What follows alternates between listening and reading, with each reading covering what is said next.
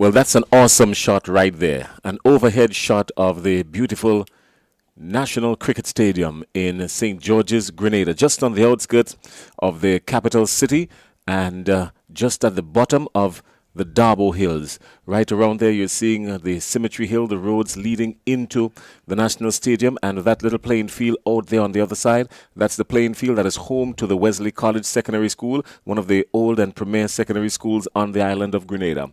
Hi, everybody. Good morning and welcome to cricket.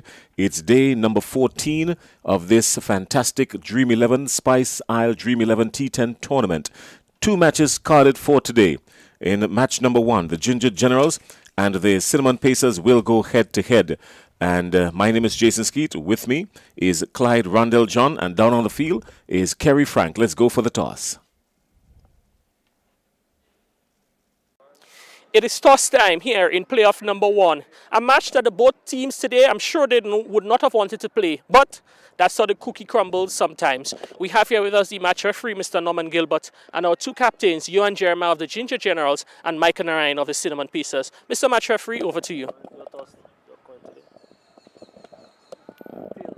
The call is for a tail, and it is ahead. Ginger Generals has won the toss. Johan, as I said, I'm sure you guys would not have been looking forward to this match, but it is here. Won the toss. What will be the decision of the Generals? Yeah, we have a bowl first.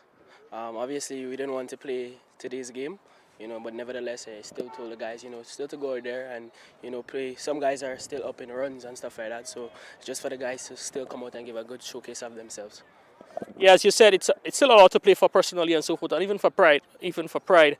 And I'm sure you'll be looking for a final good performance. Well, maybe a match after this, but a good performance from you guys today. Yeah, just by looking at the table, we can still finish fourth. I think that's an achievement that we want to achieve still. So it's just for the guys, as I say, to come out and still play a good brand of cricket, and to enjoy it as much as possible. All right, well, Johan, all the best to you guys today, and we look forward to seeing some good cricket from the Generals. Thank you. Micah, as we said similar to Johan, not the match you wanted to play, but nevertheless, we're here to play another match in this beautiful game of cricket. How are you guys doing, and what are you up for this morning? First of all, I want to thank the Almighty for bringing us here. Well, two players here are missing.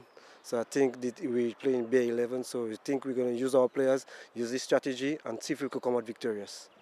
Being asked to bat first on another occasion, I'm sure you'd want to get the batting right for another time in this tournament. Yeah, well, Maloney, our senior batsman, is not there, so a young player going to get an opportunity, and I hope he's going to take good use of it. It's been a difficult season for the Pacers, have been up and down. What do you think can be a main takeaway from the season? Well, we have a lot of positive, so we don't want to stress too much on the negative. So we're going to use the positive going forward to other competition to come. All right, well, Mike, all the best to you and Pacers for this encounter. Thank you. All right, so that's the toss, the news from the middle. The Generals, they've won the toss, and they've asked the Cinnamon Pacers to bat first. All right. Well, the news from the middle, you just heard it, and Kerry brought us right up to speed. In match number 1, the Ginger Generals and the Cinnamon Pacers will go head-to-head in the first playoff. The winner will advance to the second playoff, while that will be the end of the person losing in this playoff match. And a lot to play for here. And to break things down for us, let's go down to Kerry Frank. Kerry has not yet left the field. He's on the periphery.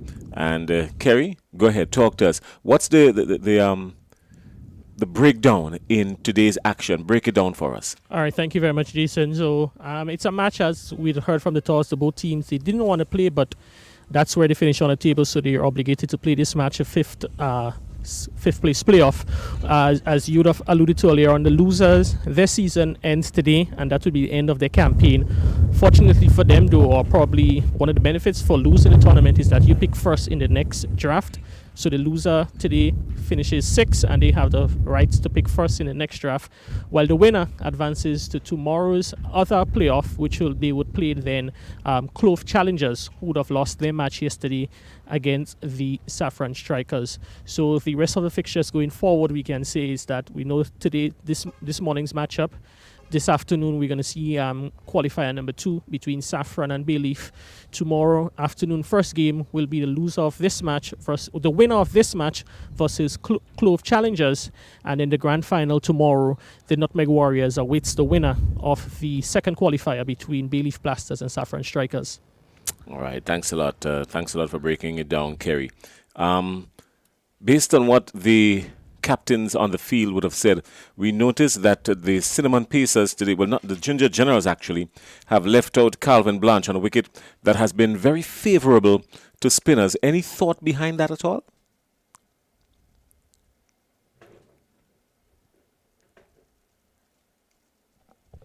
We're not hearing Kerry. There's been an amendment to the playing 11. I'm not too sure if it would have filtered back up to you as yet. And Blash is indeed in now, and out would be Samuel Charles. Okay. So Calvin Blash is playing. He's indeed playing today, and Samuel Charles is the player that is making way for him in the playing 11. Well, Samuel Charles is the wicket keeper, and again another twist in the turn because is he injured? Because Samuel Charles has been showing that he can get into the wicket and rotate the strike and pick up ones and twos quickly for the Ginger Generals. Is he injured, or is that some kind of tactic that they're working on? I am not too sure as to the status of Samuel Charles. I've seen him a while ago. He sits down in the dugout, sort of on change, still in his warm-up gear. So I'm not too sure if he's nursing a little injury or if they're trying to give other players in the team a run. As you would have mentioned, Samuel Charles, he'd have done really well. One of the best glovesmen we've seen in the tournament, and he'd have been a dynamite between the wickets running, and he'll be missed. But I'm sure Calvin Blash would relish the opportunity to come into the playing 11 and put in another good performance today. All right, Desron Maloney and Jade Matthew. No surprise, Jade Matthew, but Desron Maloney out for the Cinnamon Pacers. What are your thoughts on that? Well, it's going to be a big loss. He is one of the senior players. He would have captained the team last match in the absence of Micah Narayan, who is back today, but I understand that he's unavailable for this match. That's the words coming out of the camp. So I'm not too sure if it's some injury issue or concerns of other reasons, but the Cinnamon Pacers did indicate that he's unavailable for this match along with Jade Matthew. So they're playing with basically skeletal 11 at the moment. All right. Well, thanks a lot. We'll always get back down to you on the field as we go through the course of the afternoon. Thanks a lot, Kerry. All right, Jason. All the best. All right. So, Clyde, there we had the breakdown. And now let's take a quick look at the teams, starting with the Cinnamon Pacers. The Cinnamon Pacers, they've got Devon Tyson, Jonathan Taylor, Nkosi St-Hilaire. Good batting from Nkosi St-Hilaire. They're going to need a lot of his batting today. Shondell Regis is in. John Olive, Mahid Lambert, Jelani George, Larry Edward, Che Duncan, Kelton Kadu, and captained by Mike and Orion. What do you make of this team playing on this particular surface where a lot of spin bowling has been dominating? Well, the bowling of the Cinnamon Pacers have really come to tuition in the later rounds. You see the likes of Jelani George, spinner, Che bowls a pretty decent little bit of medium pace with a lot of variations. So definitely Larry Edward is key for them. He has been really economical, bowling really well. John Oliver has done his part, but as you say, the spin will be of a big concern. They would miss Desron Maloney for his few little spinners that every now and again he's able to send through. But basically, the bowlers have done pretty well. Jonathan Taylor has bowled consistently well, maybe not getting the wickets as one would expect, but he has done really well. Tyson, on the other hand, needs to really, come and lend a support to Taylor as the medium pacers in the team, and definitely Cinnamon Pacers. I think they've done well through this campaign. They have just been unable to really string games together and build a momentum, and hence they're in this position. But definitely, I think it's going to be an exciting game. All right, now let's look at the Ginger Generals. The Ginger Generals going in today with Laurie Williams, Nicholas Redhead, no surprise there. Lyndon Lawrence, again, no surprise. Keon George, John L. Eugene, Akeem Dua, Denroy Charles, Davis Charles, Calvin Blanche, Adel Beggs, and captain by Johan Jeremiah. Pretty all-round team for the Ginger Generals here. Yeah, pretty all-round team. Ginger Generals being in this position, you may say it's really unfortunate because they have really done well throughout this tournament. Again, as they begin to build momentum, I think they started building that momentum a little bit late. They had the early no result. That didn't work in their favor. And so they're in a position where they really could feel that they maybe results going differently, they could have had a different, been a different position. That 1 point just might have been enough to get them into the round of 4. But as it stands now, they just missed the round of 4 by 1 point. So again, a pretty good run for them. They would be looking to really maybe take home the advantage that they have and look forward to going on. The batting has been really clicking and doing well. We've seen some good scores over 100 from them, and so it tells you that they have a lot of firepower. All right, well, that's the breakdown there of the two teams. So the Ginger Generals and the Cinnamon Pacers. The Ginger Generals, of course, will be heading out to the field. The Cinnamon Pacers, they will have the first knock, and the Cinnamon Pacers would really need all the assistance they can get, especially in the batting, because they would really need Nkosi St. Hilaire to come to the party. Mahid Lambert, he can strike it around as well. And Kelton Kadu and Micah Narayan really needs to aid with some really good scores. So let's see where they go. Let's see how they go. Che Duncan is also a really good knock for them. Who would their opening pair be? Can't say just yet. But let's wait and see how it goes out. They may very well go with Kelton Kadu. It looks like if they're going with Kelton Kadu. So it looks like Kelton Kadu and Nkosi St. Hilaire will open the baton for the Cinnamon Pacers. The Ginger Generals are heading out to the field, and the Cinnamon Pacers are right there. The umpires are in place. The umpires calling this game, Rupert Hollis and Sean Manwarin, and they're out in the middle, and we're getting ready for action in the qualifier number 1 today.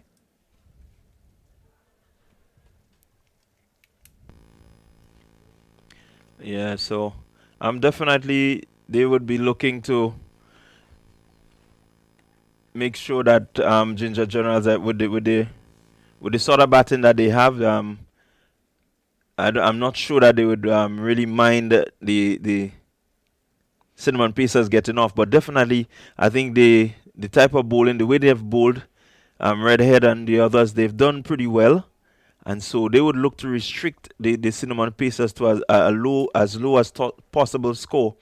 We've seen in the tournament scores of 80 and above become very, very challenging for a lot of the teams, and so once Cinnamon Pacers can get over the 80-run mark, I think they will feel good in today's encounter. All right, well, we've noticed Isaiah Peters, umpire Isaiah Peters is outside there. And so that means it's Peters and Hollis, is it? Or Peters and Manwarin? Peters and Mason. All right, so Peters and Mason. So Isaiah Peters and Urban Mason. Those are the two out in the middle. And 10 overs to go in this Spice Isle Dream 11 T10 tournament.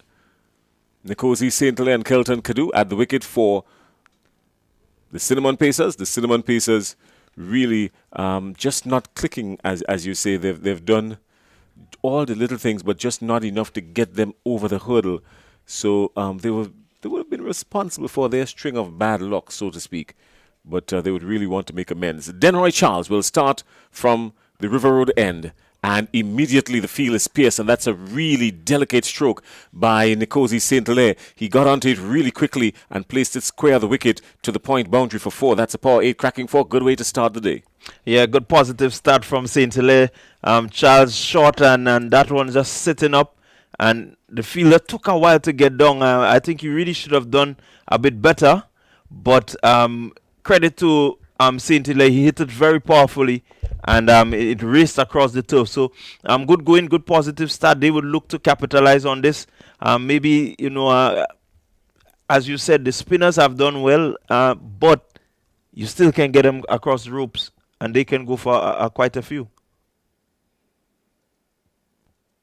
This time he's going over the infield and over to mid-off, and that's a clean strike again.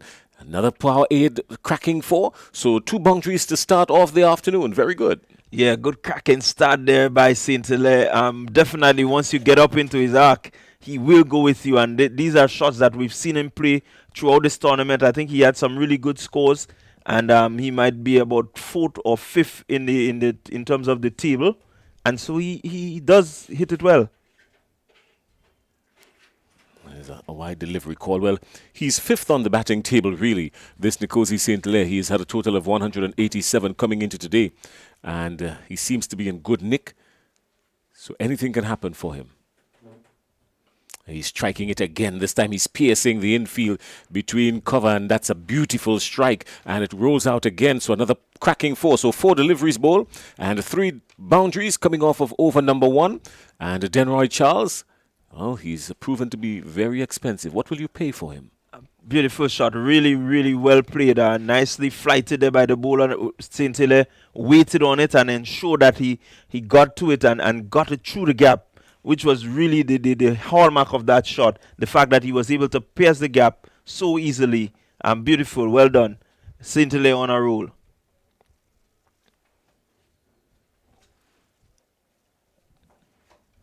Charles just making sure all the adjustments are in place, serving his territory, making sure his defense is set. Can't do much at all because it's a dot ball there, but the field is in. The fielding restrictions are in place. So just 2 men out of the circle, and as it is now, the 2 men are placed down on the boundary, mid-off and mid-on.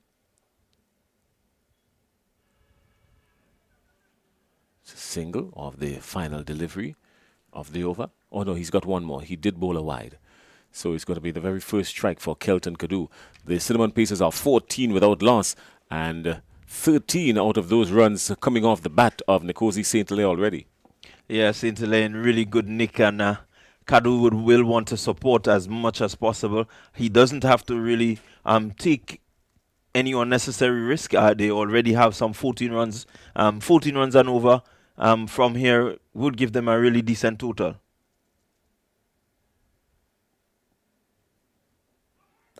He's wrapped on the pad and he's gone. The umpire's given him the fatal finger, has been lifted, and just facing his first delivery of the match, Kelton Kadu has been adjudged leg before to the bowling of Denroy Charles at the end of over number 1, and the Cinnamon Pacers already in some spots of trouble right here as we get ready to welcome the new batsman. What's your take on that? Good delivery, well flighted, and he's beaten. He's going back. No need to go back here on this turf. Yeah, again, Kadu making a cardinal mistake. The ball pitched pretty straight, going across it, looking to turn it into the onside when you should really be playing it straight back down the wicket where it came from, and missing that one. And once you miss, you're in front of the stump. The umpire giving a really good decision. I think he was spot on. Nothing in it. All he needed to do was to raise the finger. Kadu missing, going across it. He's out. Always saying on a wicket like this, so much aid for the spinners. You really don't want to be going back. You always want to try and come forward and, play the ball. There are gaps in the field. The fielding restrictions are there. And so there are gaps in the field and good opportunities to pick up ones and probably at times turn ones into twos. So let's see how they go now. Adel Beggs is going to pick up the attack from the commentary booth end or from the Darbo end, and he's going to be heading to Nkosi St. Hilaire, who's gotten off to a blistering start. He's got 13 from 5 deliveries. He's been only there for 5 minutes. The innings has started, and he's looking really good. This time he's playing it straight to the man at square leg. Straight into the hands of square leg. It was low. It was always going down. But he really took a brilliant catch. That looks like John L. Eugene. It was struck firmly, but he took it low down to the ground and had to juggle it a few times, but eventually came up with it. John L. Eugene using the glue and holding on to the ball. And that's the end of Nkosi St. Hilaire. Yeah, outstanding catch. While it went directly to him, he had nothing much to do but to just get the hands. I think St. Hilaire would feel really unlucky there because of all the places you could have put that one. You put it straight into the hands of Eugene, and Eugene taking a good catch. It was hit powerfully, but at this level you expect them to take these types of catches. The pressure is on. They've lost 2 quick wickets. Can they really go on? Well, they need to. They need to put their heads down now and really go on and make a good match out of this. Shea Duncan comes into the wicket now to replace Nkosi St. Clair. St. Clair was really looking good. He was middling the ball nice and clean. Could have really placed it anywhere, but picked out the man at square leg. And John L. Eugene is there. He's a really good fielder. He's been agile in the field, and he has made absolutely no mistake at all, picking up some good catches in his time in this competition, and of course a really good take by him there.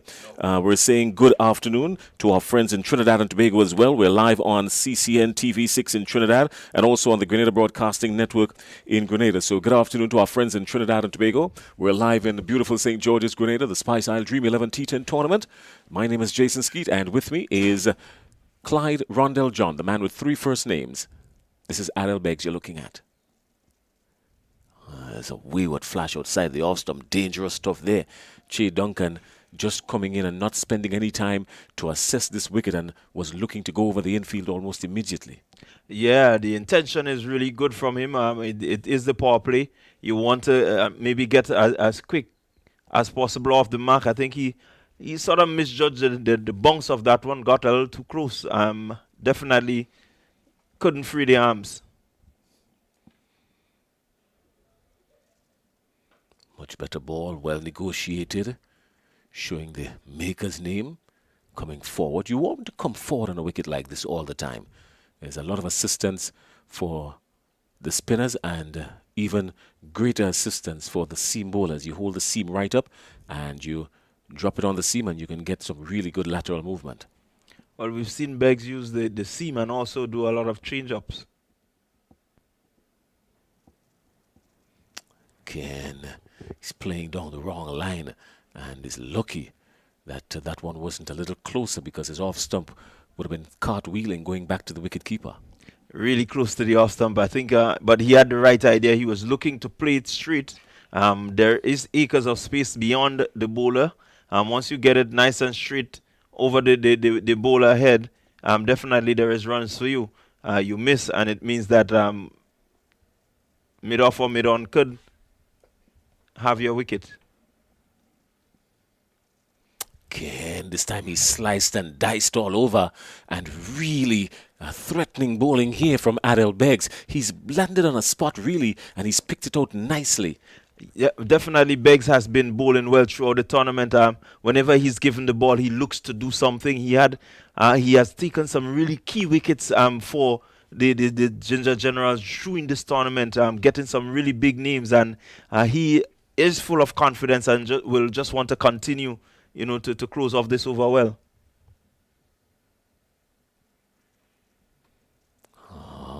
Again, well, he's had Shondell Regis in a blender, really. He has had him all over the place. He's been playing down the wrong line, doing all sorts of things, head in the air, and not making any connection at all. He's faced a number of deliveries and not really threatening the scores whatsoever. The score remains on 14 for 2 at the end of 2.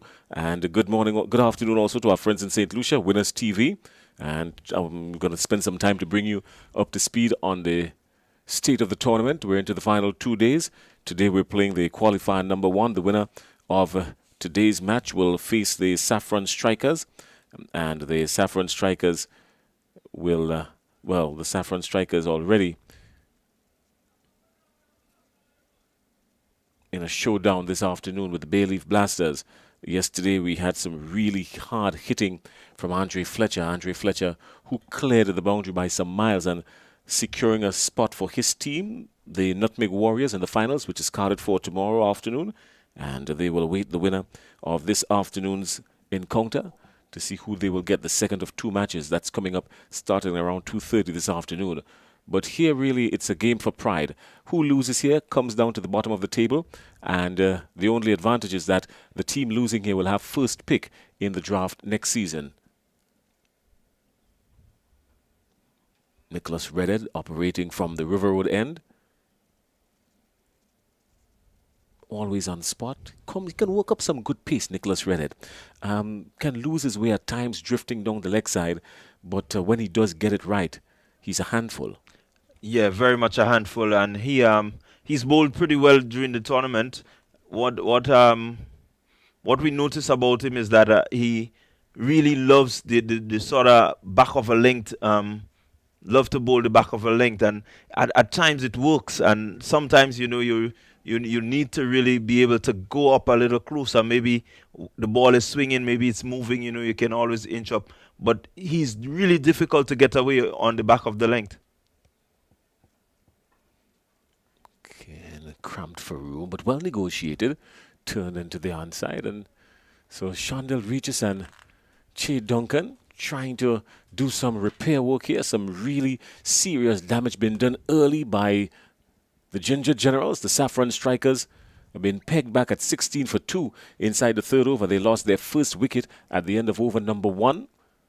Kelton Kudu going leg before to Denroy Charles, and then very early in the second over, Nkosi St. Hilaire playing a low bullet directly to John L. Eugene at square leg. No need for that.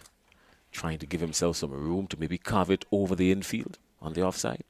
Yeah, Regis has been short of runs this season, and definitely being out there this early will want to make sure that he capitalizes on the time that he would spend out there. Needs to really play a big innings, a good innings, just to give himself some confidence, just to remind his fans that he's still capable.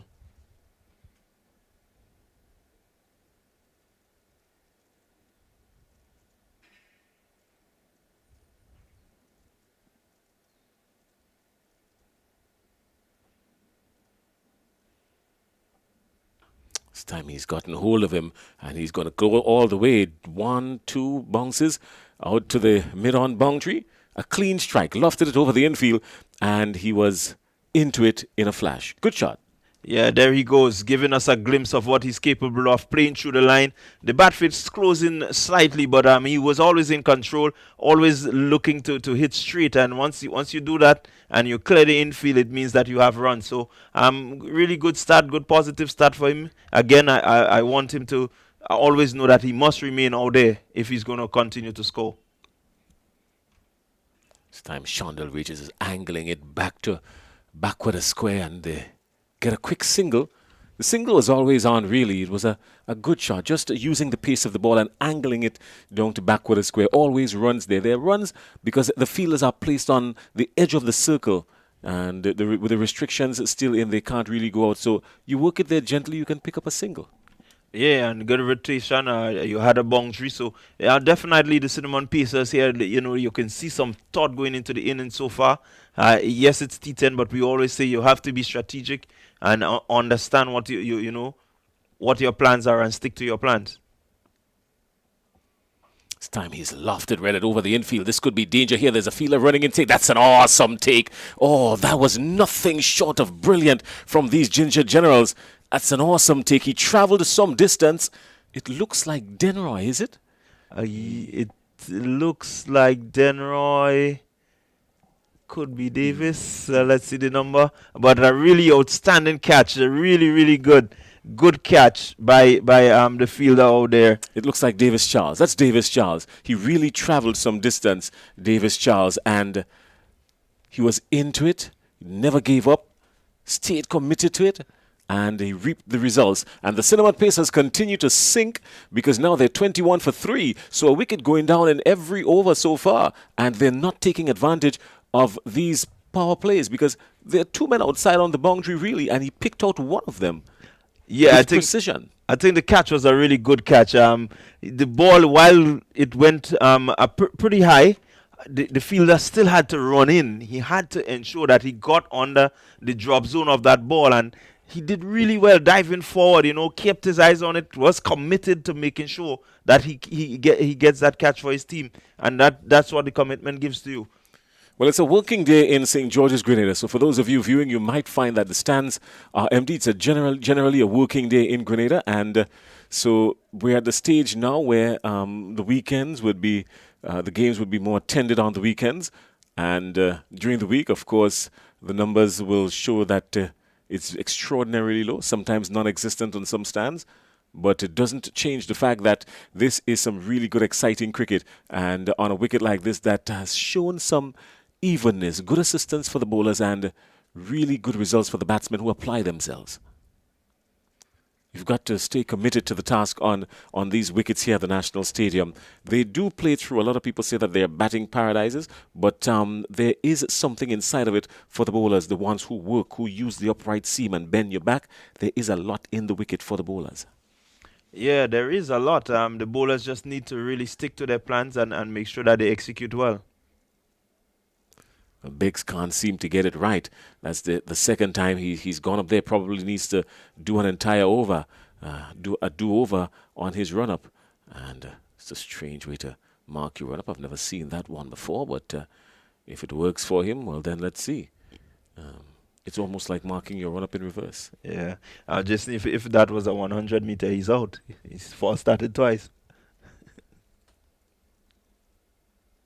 This time he gets it right and it's delicately angled, knowing that there's no slip in place. Shondell Regis was committed to just edging it past the wicketkeeper. He understood clearly that there was no slip in place and it went all the way down to the boundary, just past the Stonehill advertising board, and another power 8 cracking 4. Well delicately played by Shondell Regis. He moves on to 10. Good result for Regis, using the pace of the bowler. Looking at that, I think he was a bit committed and was skillful enough in terms of just making sure that he angled the bat well enough to get it away from the third man and between the keeper and the third man. And so really a good outstanding shot.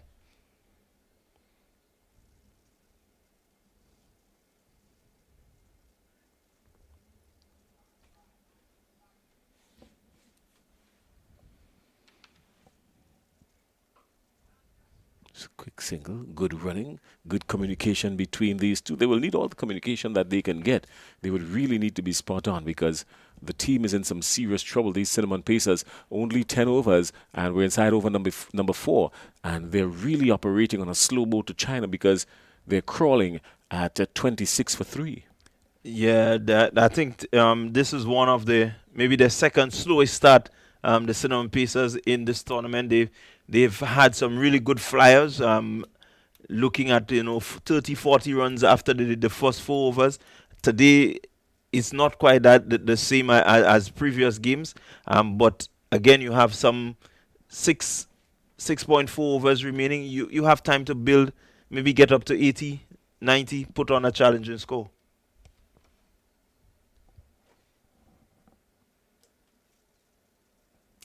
There's a loud appeal there, but must have taken something. It kept low, but I'm quite sure he must have got some willow onto it, and a stifled appeal really coming from the middle. They knew there was nothing there. Yeah, the keeper just asking the question, hoping that the umpire, I just raised the dreaded finger, but the umpire is well in control of that game outside. Seen exactly where it pitches and where it struck the batsman. So, knowing that, I think it's just an inquiry, but I would want to advise Lambert that he needs to really, put away the bad balls. It's a slow delivery, still can't get it away. He ended up taking a single. You don't want to test the arm of Nicholas Redhead. He's got a powerful arm, and he's generally very accurate, so you don't want to chance it too much. But they took a chance there, and it benefited them. Shondell Regis is on strike. He's on 11. And Mahid Lambert just came in at the fall of Che Duncan, who has caught Davis. Charles, bowled by Redhead, went for 1. And that brought Mahid Lambert to the crease. He's on 1. And Shondell Regis is there with him on 11.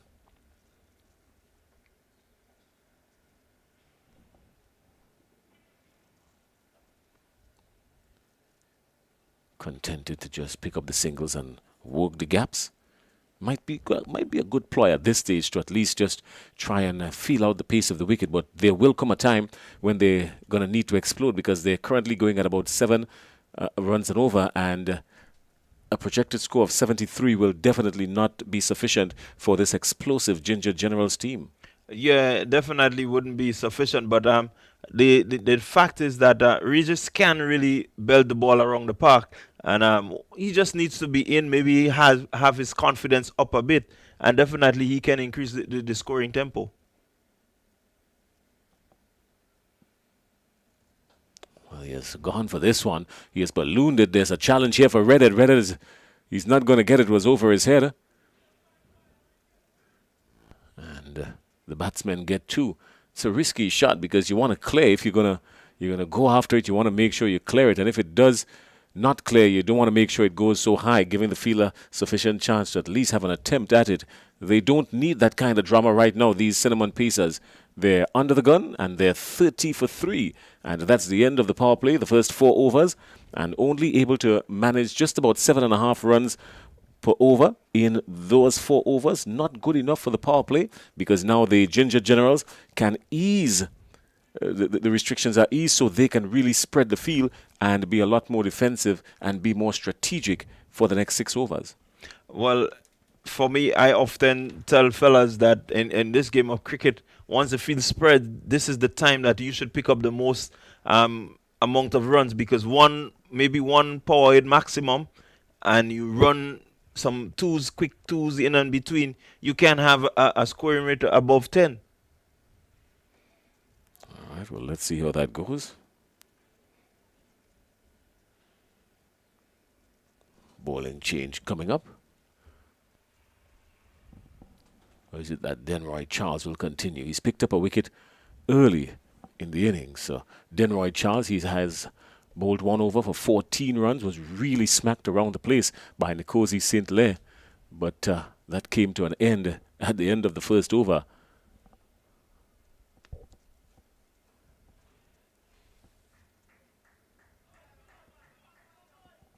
Sloppy work outside there. Quite sure that Johan Jeremiah would not be too thrilled with that kind of work in the field by himself. I should add that, by himself as the captain.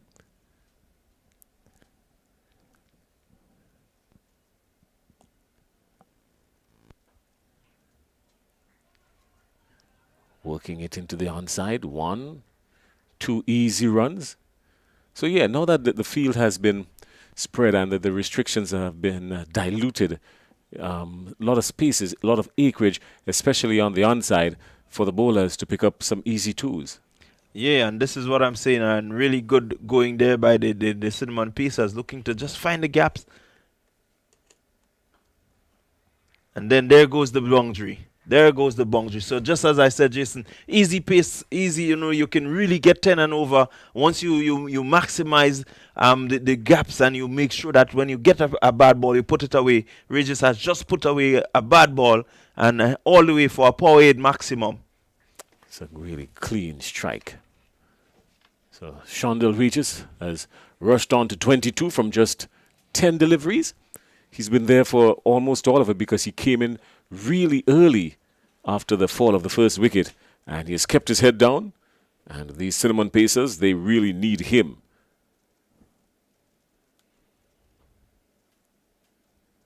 He's looking to go with him again, but can't beat backward square. Just 1. They're not going to chance the arm. Not going to chance that arm of Laurie Williams, it looks like. And 1 more to the total, 41 for 3. Yeah, again, the total looking much better.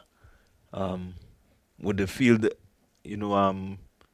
open like this, you have all the gaps, and the batsmen just have to be really tactical and really be able to place the ball properly.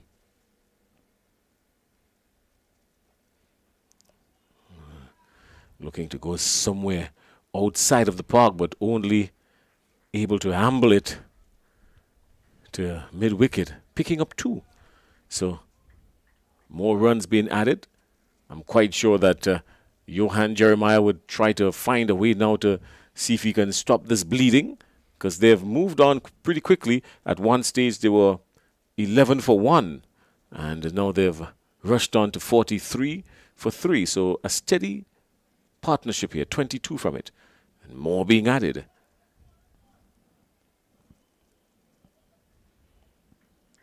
Yeah, again, really good batting out there by this pair. I think they understand the conditions now, and they're able to really maneuver the ball, manipulate the field. You tempt the Ginger Generals to try to stop the twos, and it means that there is the possibility that you can go over the fielder's head now. So definitely, once you're able to play that cat and mouse game, it depends on which team is able to really execute, and you would have a team really taking the advantage. Well, this wicket has shown to be very favorable to the spinners, this particular strip. There's a strip to your right on the screen. That is the strip that is seemingly more favorable to the batsmen. But this particular wicket we have seen over the last few days have been more favorable to the spinners. And with that in mind, the Cinnamon Pacers, they've got the left arm orthodox to contend with. From the Ginger Generals, this looks like Calvin Blanche. Calvin Blanche is going to be heading from the Darbo end, the commentary booth end. And immediately he's beaten the bat. He's beaten the bat of Mahid Lambert. He really wants to be very careful. He was always going back, Lambert. You don't want to be going back on this wicket. I keep saying that. Just strike him. It's going straight to Redhead. Didn't carry. Luckily for Mahid Lambert, it didn't carry. But it was heading straight to Redhead, who is positioned down there at the mid-on, on the mid-on boundary. He's very deep. And had he been maybe just about 5 or 6 paces in, it would have been an easier attempt for him. Yeah, good shot there by Lambert. Looking to go straight. Not enough power, and definitely, had he gotten a better connection, it might have carried it to Redhead, who is directly on the ropes, looking to make sure that he pulls down anything close to him. So good attempt by Lambert. Will want to make sure that he plays a bit more circumspect.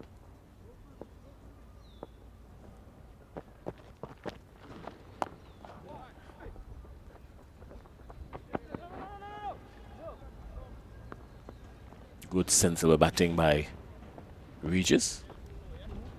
Just one more being added. With the projected score of 84, they're going now at just over 8 runs and over.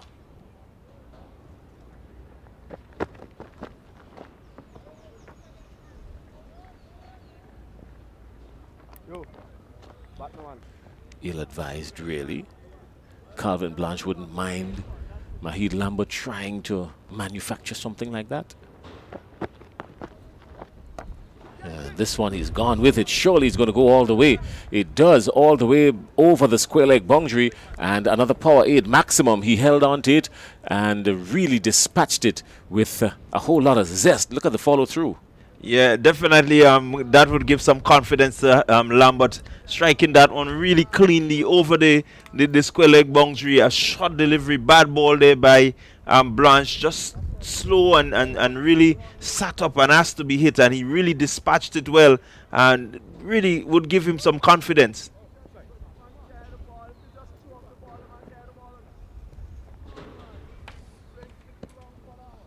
So Calvin Blanche already going for 8 in his first over.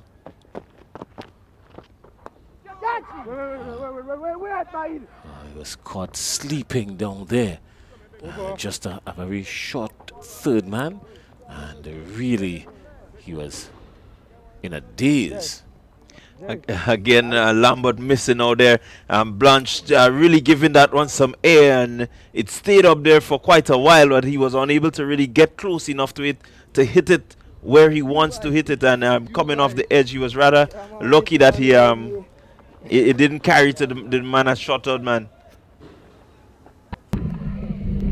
Good partnership building by the pair. They have done a bit of steadying.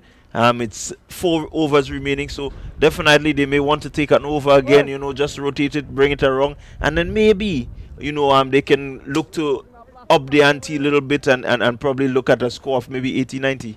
Well, Laurie Williams will have something different to say about that. He's just marked his run-up, and he's going to be coming in from the River Road end. And once again, good afternoon to our friends in Trinidad and Tobago on CCN TV6, our friends right here in Grenada, the Grenada Broadcasting Network, and Winners TV in St. Lucia.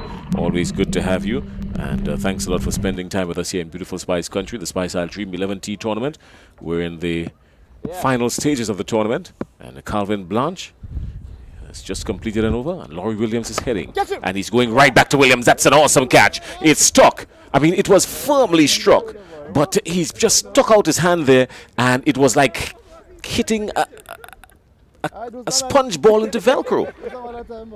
Yeah, again, it's coming off the toe end of the bat, not really going anywhere. The bowler had to wait on it. I think he expected it to come a little bit faster, but had to wait.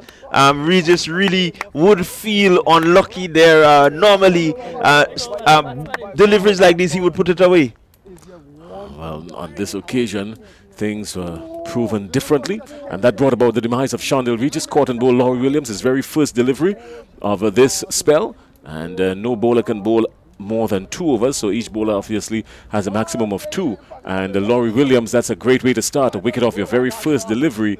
And unlucky batting, unlucky day, unlucky ending for Shondell Regis. Caught and bowled Laurie Williams for 24, faced 13 deliveries, was there for just under half, or maybe just about 27 minutes. He struck a really nice clean 6, and then of course had 2 cracking 4s. He was looking pretty good, but then he had to go.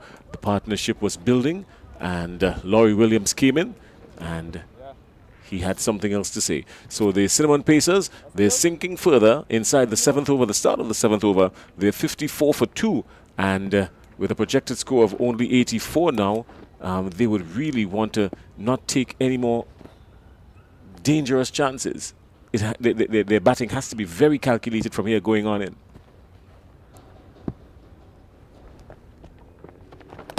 He's bowled him. Almost. Just almost.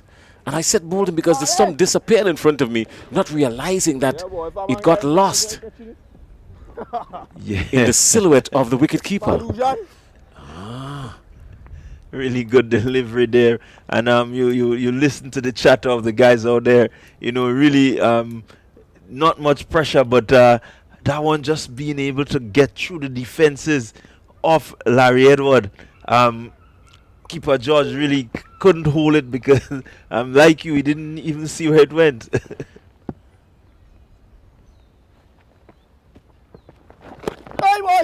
Again, he's playing on the back foot and looking to work it square the wicket when there is some acreage on the offside where he can just work the pace of the ball and pick up some runs. But he's playing across the line, and that's some dangerous batting there from Mahid Lambert. Don't want to play across the line. Be better advised to play with a straight bat. Again, well, he's attempted it for 3 times and it hasn't worked. Is he going to attempt it a 4th time? Maybe Williams will consider now just bringing it a little closer. Now, this is where you want your youngsters, you know, playing the game to be able to make the necessary adjustment. I believe if he comes forward and just looks to angle the bat slightly, you get the ball forward a square. There's like this. There's runs for you. Yeah. So you just need to be able to maneuver just turn the bat face at the right time, just as it makes about to make contact with the ball, and you can get it through the onside there, covering your stumps. You have runs, and so he needs to really not have too much dot balls, but continue to rotate the strike. Larry Edward is now going to face the music from Laurie Williams. This time he picks up Williams and picks him up cleanly, looking to dissect down on the boundary on the onside, but they pick up one coming back for the second. It looks dangerous. The umpire is asking a question, or as he raised the finger. We've seen no indication from the umpire just yet. So we've seen no indication from the umpires yet.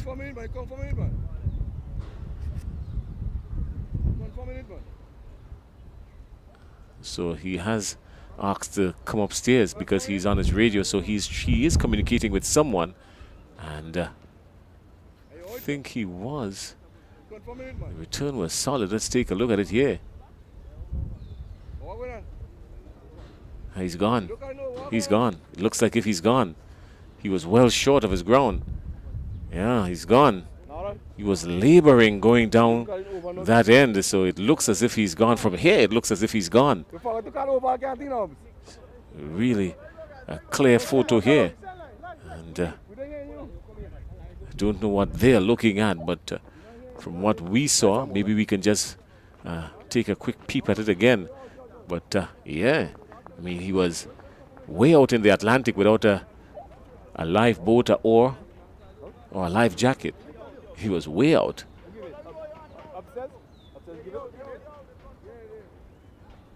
So we will just wait for the confirmation from the umpire. Really, they've got to do a whole lot better than this. So he has called it. So the umpire has signaled. He has raised the dreaded finger. And that's the end of Edwards. So some good work there by John L. Eugene, rifling the return, and Mahid Lambert run out by John L. Eugene for 14 of 13 deliveries. So more worries here for these Cinnamon Pacers. The Cinnamon Pacers are 55 for 5. Yeah, it's a lot. Again, Lambert was looking pretty good.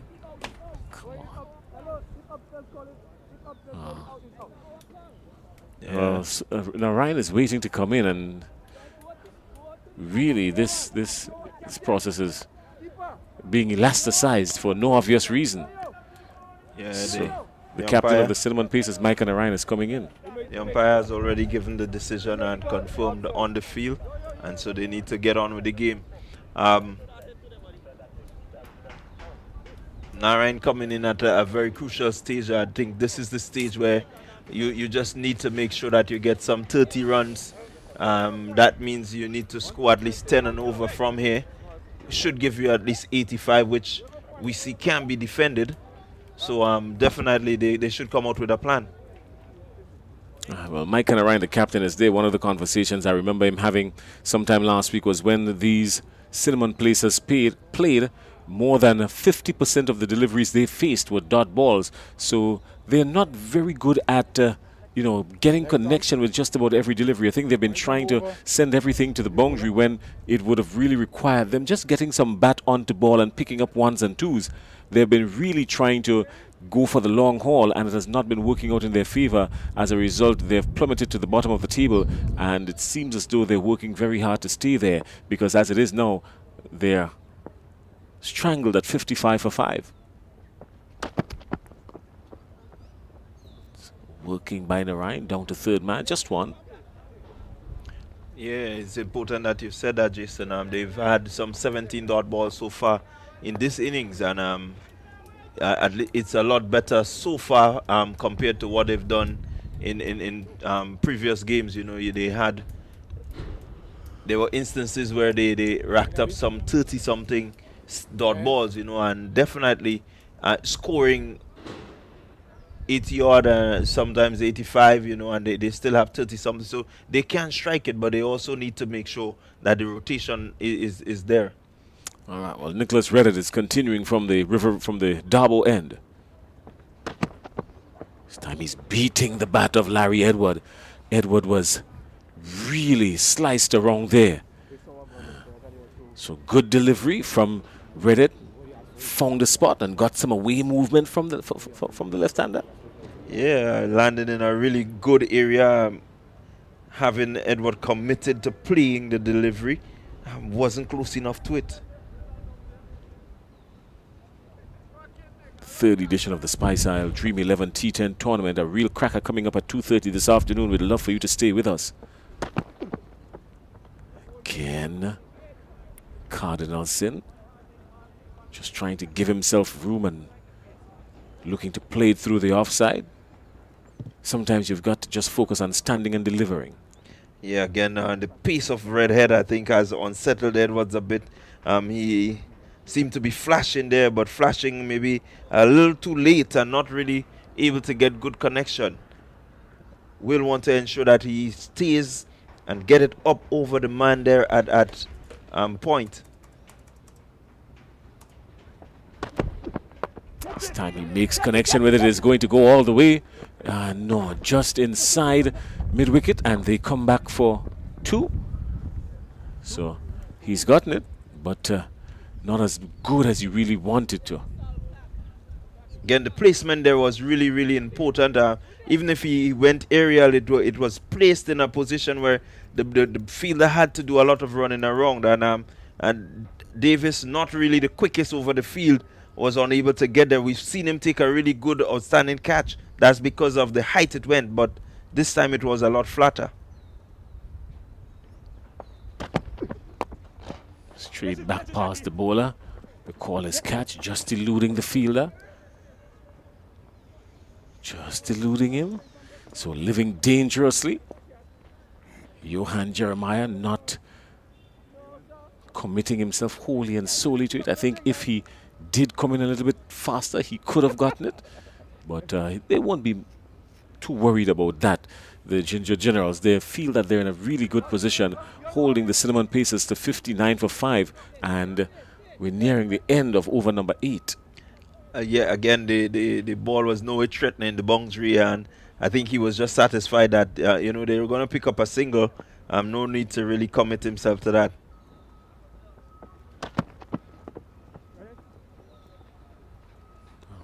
Can't describe that. Just a single. He did really well to follow the delivery. Rather recognizing that he was up to something, decided to go a bit wider, and again a slower delivery. So there was no real pace on it for him to get it anyway, but he was able to get a single. So definitely good cricket by the Ginger Generals. They continue to keep the stranglehold on the Cinnamon Pacers. Pacers will want to get free with only 2 overs remaining.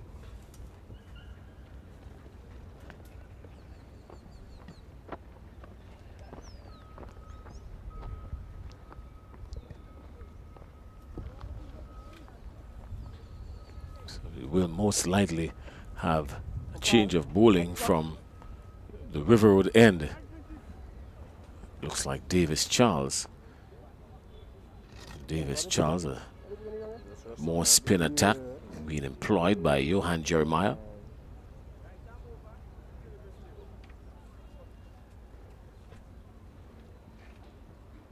Mike Ryan would really want to get near to his high score. He's got a high score of 41 in this format of the game. And he started the season with just about 174 runs. Really played well last season, but can't seem to find the form this year. And his team is resting at the bottom of the barrel right now. Yeah, his form seemed to have left him a bit really this season. He will be disappointed. And maybe he can close off the season well. Closing it off well. Not sure about that, because that's the end of it right there. He picked out the man down at mid-wicket, and it was an easy catch there. So Mike Ryan goes. Akim Dua down there on the mid-wicket boundary was just perched waiting for something to happen, and happened straight in his arms. So that's the end of Mike Ryan. He's caught by Akim Dua, bowled by Davis Charles. So another first ball over wicket again. So these Ginger Generals are picking up a whole lot of wickets on their very first delivery. This is the 3rd time it has happened for the innings. Yeah, 3rd time, and definitely they will be happy with this. Again, the wickets falling so consistently, it means that they're pegging the Cinnamon Pacers back every time they begin to edge forward, and so the Pacers will not want to lose any more wickets here. But if they can maximize the last 11 deliveries and really they need to focus and maybe look for at least 20. That would give them a partnership of 20, could do them well right here. Well, if ever there was a time that they need a miracle, this is it, these Cinnamon Pacers, because they've been really placed on a burner, 60 for 6. They're deep inside the principal's office, and the Ginger Generals are holding them really tight, not going anywhere. It's like a bad student placed on detention.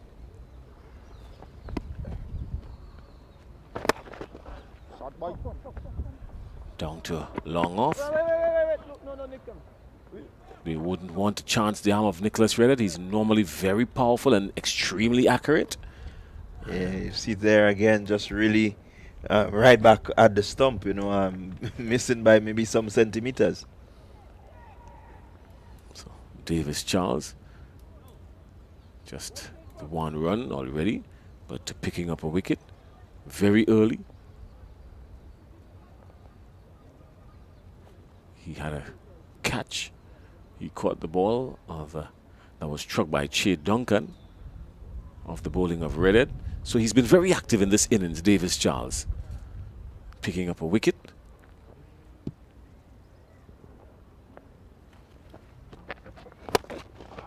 There's some anxious moments here again, but not carrying to the fielder. Yeah, the connection. The connection are really not the best from Larry. John Oliver is a bowler, and he's had a high score of 30 with the bat. They will need that 30 from him. Just one square on the offside. And with a high score of 30 as a bowler in this format of the game, it means that he really has the capability of belting it around the field. And they would need a whole lot of that here if they were to get to any total of respectability, because they're 63 for 6 inside the 9th over.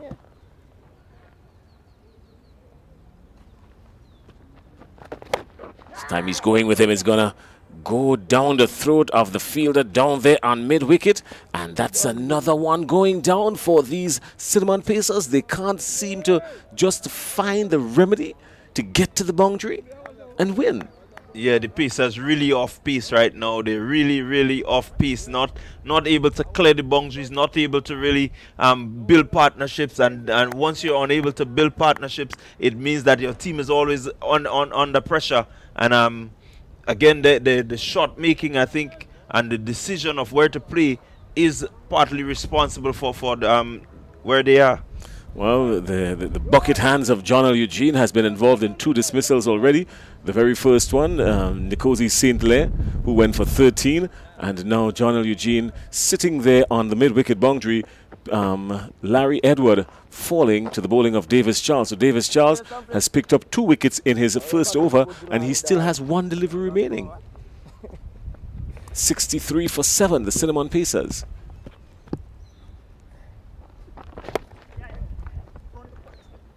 Call is 1. They're coming back for a second. They need all the runs they can get, and not the best of returns.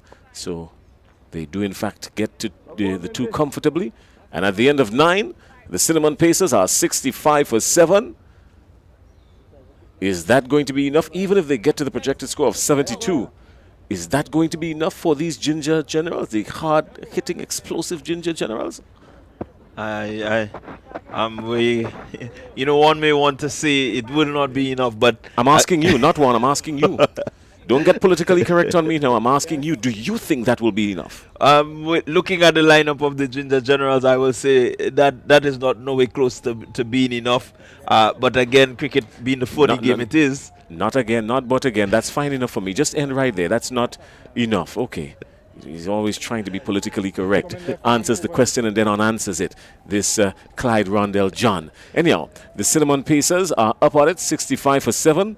The Ginger Generals, they're now going to employ the services of looks like more of Laurie Williams. Yes. More of Laurie Williams from the Darbo end. So Laurie Williams is going to bowl the final over. John Oliver is there on 2. Jonathan Taylor on 2. Cinnamon Pacers, outside of a miracle, will not see 100. Maybe they're praying, and prayers are answered. You pray with faith, and he sent him straight back over the head. Straight back over the bowler head. A nice clean strike, the safest place on the ground, and a power 8 maximum. So Laurie Williams being sent back over his head by John Olive as a power 8 maximum. Yeah, again, latching onto a really good... Looking to go again, this time maybe a little squarer.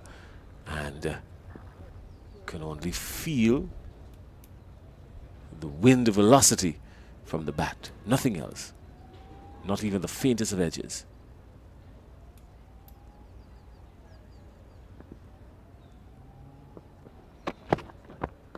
Again. He's not getting close to the delivery. It's almost premeditated. Change. Good. Yeah. He changed the approach, Jason. He was looking to hit straight. The ball is going to move away from him. And once you hit straight, you get good connection. He's going across it. The connection, it's harder to get good connection. Slower delivery, well bowled by Williams. So using his variation, using his space, rolling it off the fingers. Yeah, really smart bowling, and Olive equal to it, but I think he missed the trick earlier, where he needed to really hit the two deliveries pitched up to him as straight as possible. Taylor, we know, can hit. Let's see. We're really hoping that they can get to maybe at least 80. That's a healthy edge, but just eluding the gloves of the wicketkeeper, and it will go all the way down to the boundary for 4. So runs are runs, no matter how they come. They would love that. And the Cinnamon Pacers wouldn't mind the ball rushing into the boundary ropes now, but really not in the most convincing form. Well, anyway you get it, you take it. After the stranglehold that has been placed on them, the edge, if the edge is the best way to get it, then you know that's where it is. But more importantly, it draws them a bit closer to 80. 76 for 7. Final delivery of this innings. It's a 10-over game. No bowler will be allowed to bowl more than 2 overs. And the fielding restrictions apply for the first 4 overs. Let's see how Williams would close this over. I think Taylor will want to go for broke, make sure he gets plenty bat. He does get bat onto it, but plenty, I'm not quite sure, because it just trickles out to a whitish square leg, and that's the end of that. So the Cinnamon Pacers only able to get to 77 for 7. Don't know if there's some magic in those numbers there. 77 for 7, but that's all they would have gotten, and that's the interval. Cinnamon Pacers 77 for 7 at the end of 10. Now we're going to take a quick look at the batting card for you, and really when you look at the batting card for the Cinnamon Pacers, it's going to come up in just a little bit. We're going to take a look at the batting card. There we are. Adel Beggs getting into the action really early, picking up John Eugene for 13. Kelton Kadu went without troubling the scorers. Shondell Regis, who came in and looked really nicely, striking it, middling the ball firmly, only succeeded in sending one straight back to Laurie Williams. He went for 24. Che Duncan didn't trouble the scores very much at all. He went for 1. Mahid Lambert was run out off some really brilliant work down there on the boundary by John L. Eugene for 14. Larry Edward caught John L. Eugene, bowled Davis Charles for 6. Davis Charles was involved in another wicket right again in the same over. He got the wicket of Micah Narayan, caught Dewar for 2. John Olive not out on 9, and Jonathan Taylor not out on 7. All those things adding up, and with just 1 extra, the Cinnamon Pacers getting to 77 for 7. If we take a quick look at the bowling, and the quick look at the bowling tells us that in the wickets column, 1 wicket apiece for Denroy Charles, Adel Beggs, and Nicholas Redhead. Denroy Charles being the most expensive of the bowlers, going for 28 off his 2. Adel Beggs went for 9 off his 2, and Nicholas Redhead went for 12 off his 2, each picking up 1 wicket, and Davis Charles picking up 2 wickets for 5 from his 1 over. Laurie Williams just the 1 wicket for 15 off his 2. So the most economical bowler, that must have been Adel Beggs, who picked up just the 1 wicket for 9 from his 2 overs. And that's the story. All things there putting together, coming together, gelling. So the Cinnamon Pacers getting to 77 for 7. All the 7s on the board. Is there some magic in this number, Clyde Rondell John? The Cinnamon Pacers will hope that there is some magic. Maybe they can get them under the 77. Definitely, they had a really torrid start. They didn't get off really well, and they will want to hope that with the ball they can get off really well and try as best as possible to restrict the Ginger Generals under 77. It will take some getting. What they need to do is to make sure that they have chances, they take it and turn it into chances, and make sure that the bowlers bowl according to the field plan, and the fielders back up the bowlers with some really high quality fielding, you never know. Well, this is the game of glorious uncertainties, and we will get back to the second half of the encounter. The chase will be on, I like to call it. And if you join us in just about 5 minutes, we will refresh ourselves in the meantime with some Dasani drinking water, maybe a fruit or two, or some Powerade. And we will come back to you at the end of about 5 minutes when we come back for the chase, where the hard-hitting Ginger Generals will look to get to 78, and the Cinnamon Pacers, playing for pride today, would really like to put them in a chokehold, preventing that. We've got the chase coming up in just a little while. Join us then.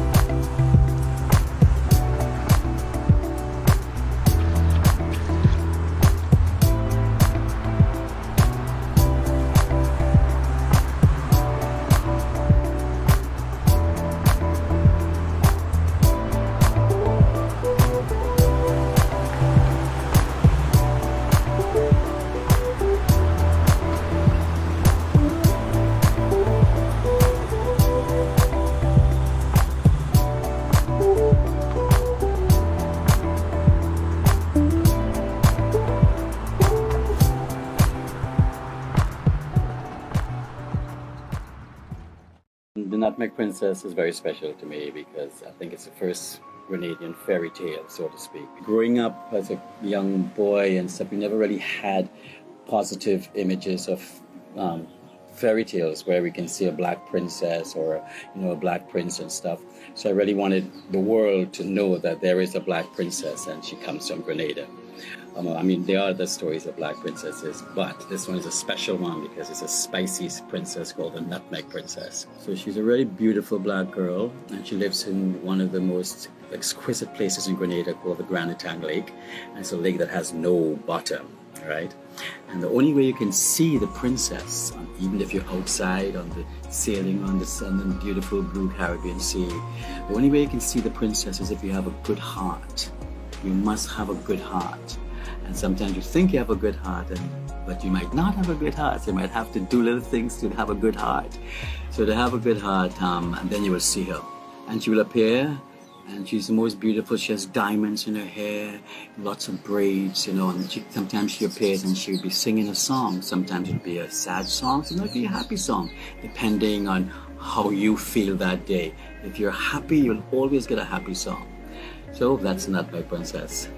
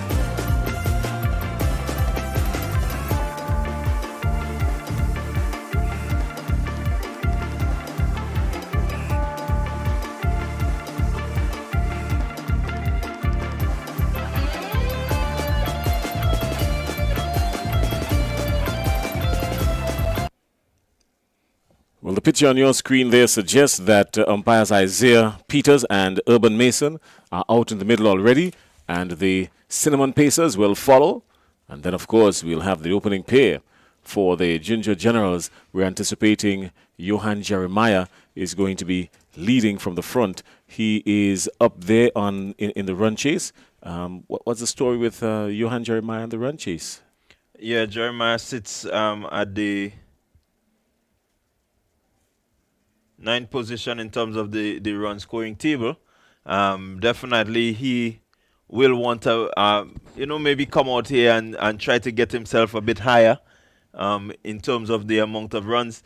He has so far a total of 145 runs with a high score of 46 at an average of 20.71, striking at 133.03.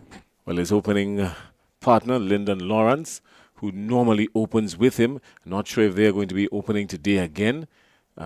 He normally opens with Lyndon Lawrence, and I'm quite sure Lyndon Lawrence will join him. Yes, that looks like Lyndon Lawrence. Lyndon Lawrence sits in position number 3. He's on 236.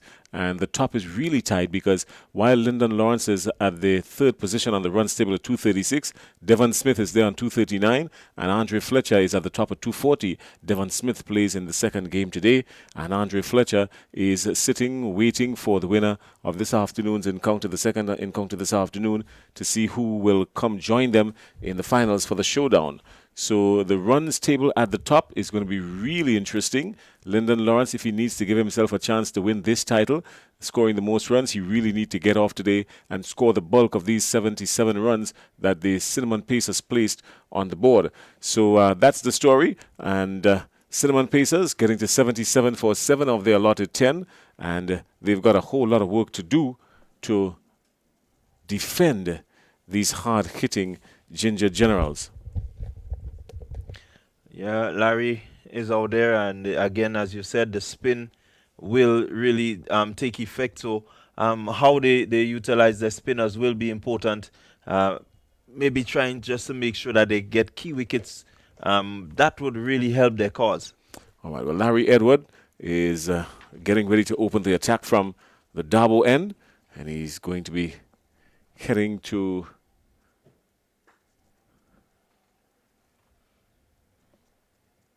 first single of the very first ball. So Johan Jeremiah already off the strike. He's on 1. And the hard-hitting, dangerous Lyndon Lawrence comes into strike. He's a very fierce batsman, isn't he, this Lyndon Lawrence? He has the build of a man that you really don't want to be running up against, especially when he's in form with the bat. Yeah, really good, powerful strike of the cricket ball. Using gentle hands, quite uncharacteristic of him, and picking up a single.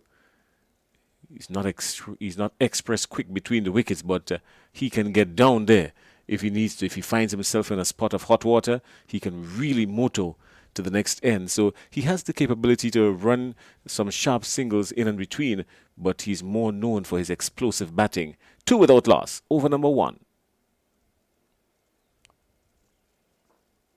Again, working it. He's trying to get themselves in form, an easy 2. Playing it delicately on the onside, picking up 2 in the gap. Yeah, again, good cricket by the Ginger Generals. Not really starting the way that we know they normally start. The 2 out there are really good strikers of the cricket ball, can clear the fence very easily, but they have chose to have what we call a sedated start. Jeremiah is playing him square onto the onside, out to mid-wicket for 1. Only 1 there will be. And these Ginger Generals have already gotten to 6 runs without loss. Yeah, again, the 5. The bowling of Edward, pretty spot on.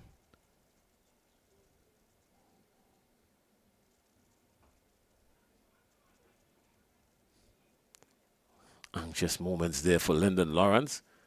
Maybe trying to induce some kind of false feeling, some kind of sloppy feeling, but that didn't work. almost found himself wanting.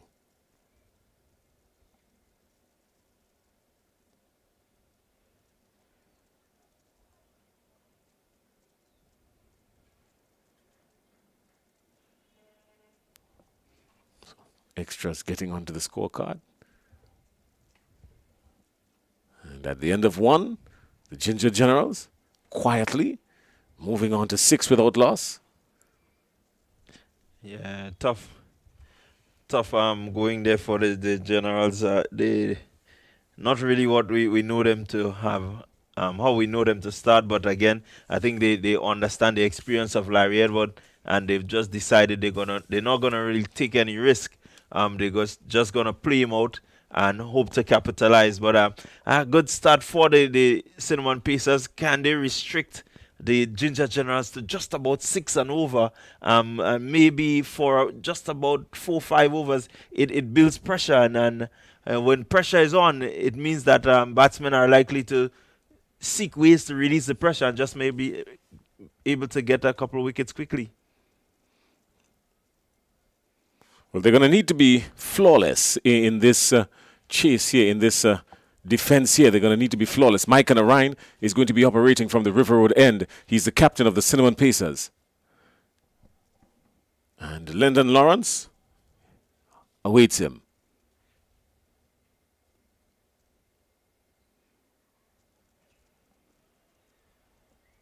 Well, all sorts of things happened there, but eventually the umpire spreading his hands for a wide. It was going down leg and then wheeled its way around the stumps. Yeah, somehow it was going down leg and ended up on the offside. Very interesting delivery. Things happen. You've got a bat in your hand and you've got the seam hitting the turf, and just about anything happens anytime.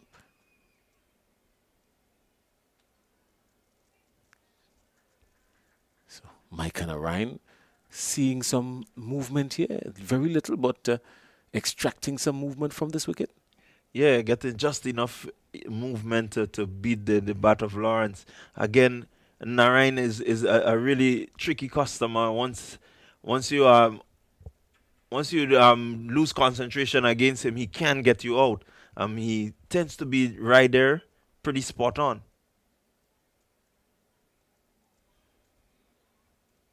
It's turned nicely and neatly. Just the one. Again, good going so far by the saffron, the Cinnamon Pacers. They seem to be working with a plan, and that plan will have to be held for the remaining 7 overs.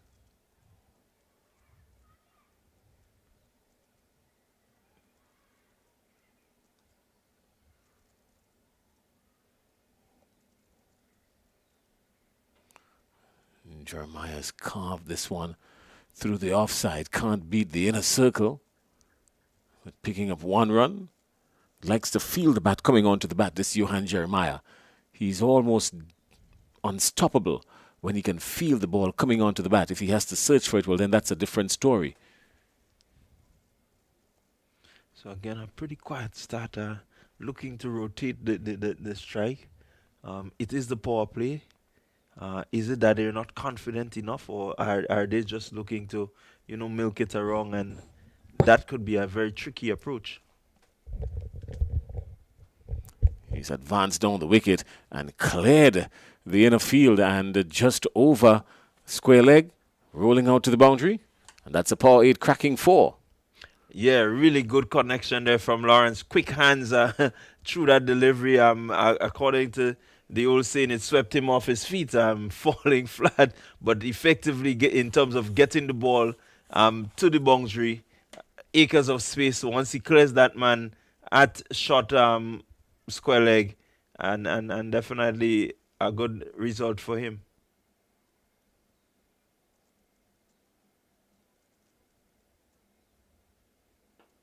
Well, he's gone straight back past the bowler. Everyone else down there is going to be just labelled as a spectator because it races into the boundary for another power 8 cracking 4. So that's a really pretty decent shot by Lawrence. Yeah, striking a really good delivery from Narain. I think delivery almost Yorker length. Just missing the length by maybe a couple of centimeters. And Lawrence, with that powerful bat swing, able to get it down to the boundary for 4.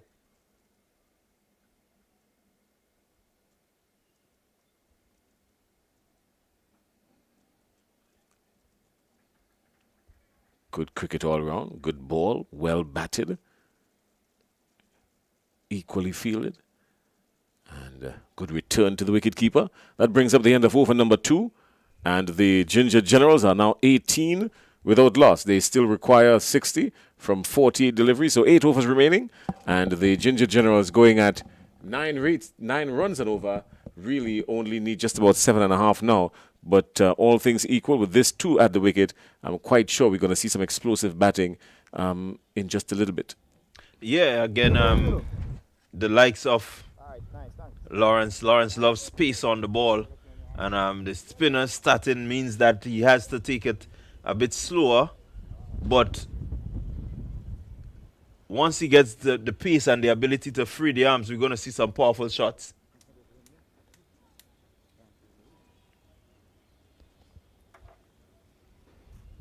Looks like John Olive is going to be brought into the attack now from the commentary booth end or the Darbo end. He's going to be staring down at Lyndon Lawrence.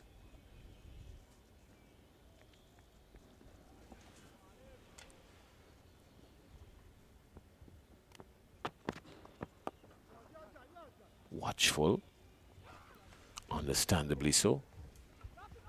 Not taking too many chances. Olive came into this tournament with 14 wickets in this format of the game, an economy rate of over 10. So needs to relook his economics.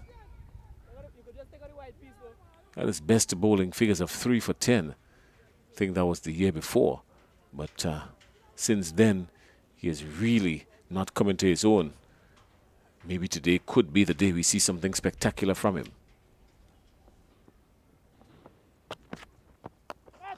I don't know how spectacular it's going to be because just one bounce over mid-on for 4. And immediately, Lyndon Lawrence taking a liking to him. Yeah, again, not really good bowling there by John Olive. Your field is set for a bit straighter bowling, giving Lawrence room. And you once you give him room, he doesn't need an invitation to strike it over the top. So you have to make sure that you stick to your plan, make sure that the field is according to the plan.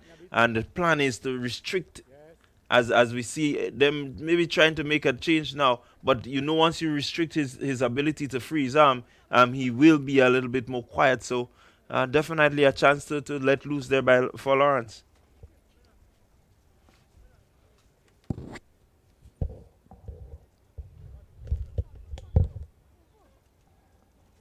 Lawrence is on 15. Slow start for him. He's taken 10 deliveries to get to that 15. Really not in his character to take so long to get to 15. Again, good running. Just eluding the batsman and the wicketkeeper. One more being added to the extras column. One more to the total. One less for the asking. Yeah, Pacers really under the pressure. It's difficult to defend 70, but so far they're giving it their all. What they require now is 2 quick wickets.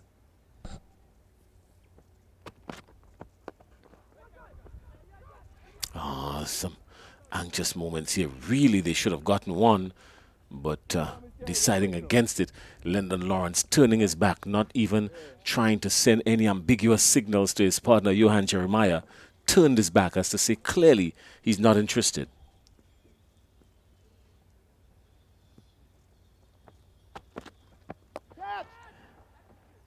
Uppishly to the infield. There's a man perched there at mid-on, short mid-on. No chances. He's not giving anything away, really. It looks like Che Duncan. Oh, he's beaten him. That's a gem of a delivery from Olive. He's beaten Johan Jeremiah.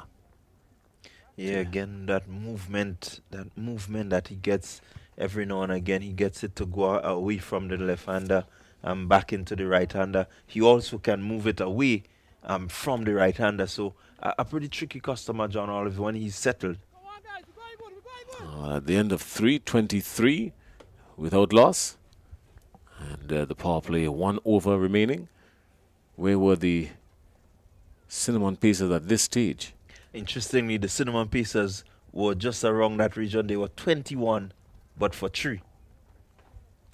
The last column really and truly makes the difference. It tells the story. I always say that most of these matches are won and lost right here inside these first overs. You get off to a flyer, then you can really just motor along and use the fumes of that explosive innings to carry you through. If you're muzzled, then, well, you've got to take some additional chances, and sometimes you see batsmen perishing in bundles.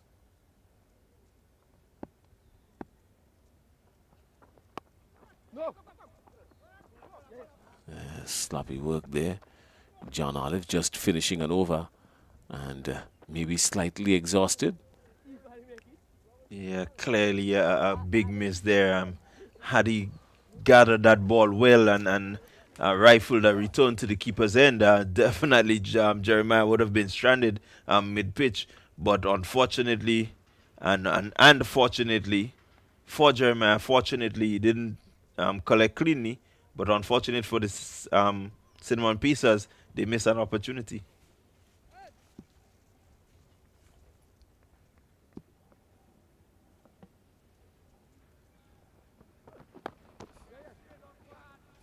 Jeremiah mistiming that one.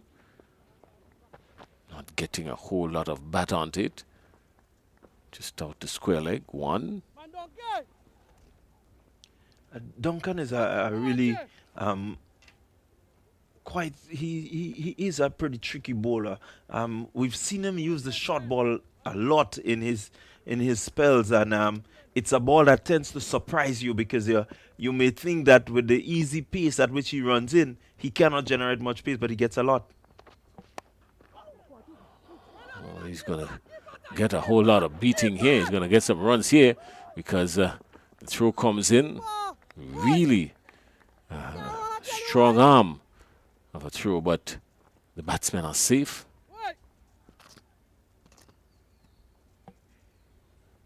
Che Duncan himself, best bowling figures of 3 for 15. He came into this year's competition with 6 wickets.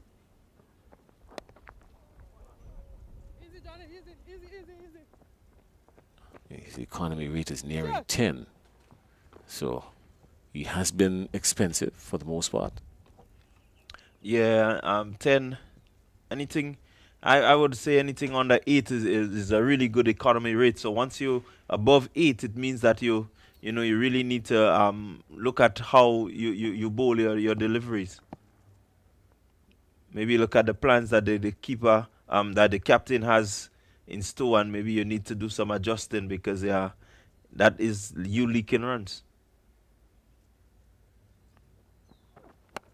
Oh, this time it has more than leaked. It has gone down the sink. 6 runs, a power 8 maximum all the way over to a square leg, and he really latched onto it in good form. Made no mistake, was onto it in a flash, and belted it for 6 runs.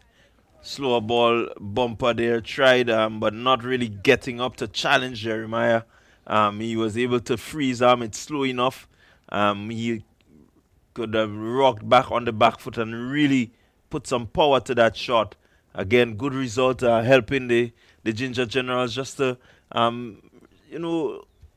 make a really easy chase of this 77. Che Duncan still has 1 legal delivery remaining if they could find the ball. And they did find it. We've seen on a number of occasions the third umpire coming out with replacement balls, especially yesterday after the Andre Fletcher onslaught. Yeah, it was a really good innings.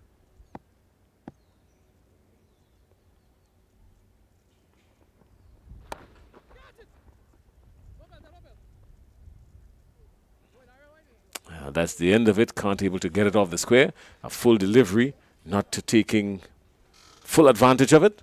And that's the end of the Che Duncan first over. He went for 11. A bit on the expensive side. The Ginger Generals in search of 78. They are 34 without loss. A further 44 required. And they've got 6 overs to do it. That's the end of the power play. And the fielding restrictions will now be eased. And much to the delight, of course, of maybe the Ginger Generals, who think that with those fielding restrictions eased now, they can be a whole lot more explosive. Your thoughts? Yeah, they can be a lot more explosive, but they will want to make sure that the explosiveness is really precise.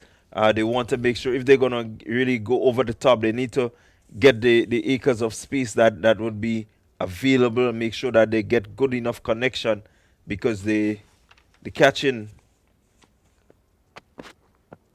Well, Lawrence has he's held on to that one, and only out up onto the offside. Can't beat the field to get it to the boundary. I'm quite sure he had ideas of that, but just one was firmly struck.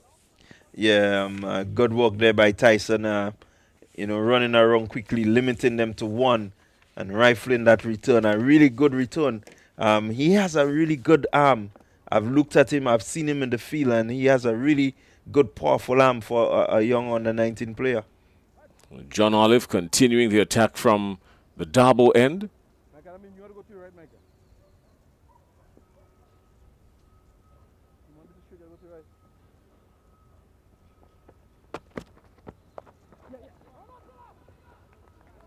It's good work there.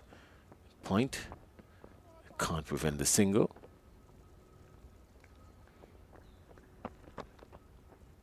Again, the Generals looking really comfortable. I think the pair out there really showing that they are really senior players in the Ginger General lineup and can really take good responsibility.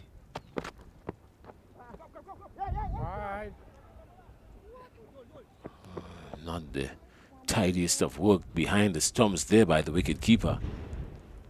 Really needs to stay low and get around quickly. We need to be more nimble on his feet.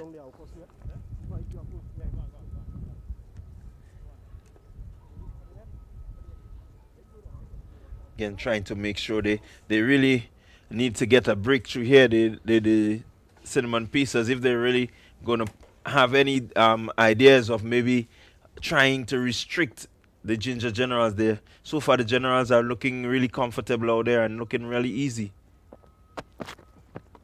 He was going down the leg side, and boy, he latched onto it quickly. Is it going to carry all the way? And just inside, maybe. The replay will tell the story. We're going to take a look at it quickly down there. But it ballooned. It stayed a while in the air. Didn't get it the way he wanted, dropping just inside.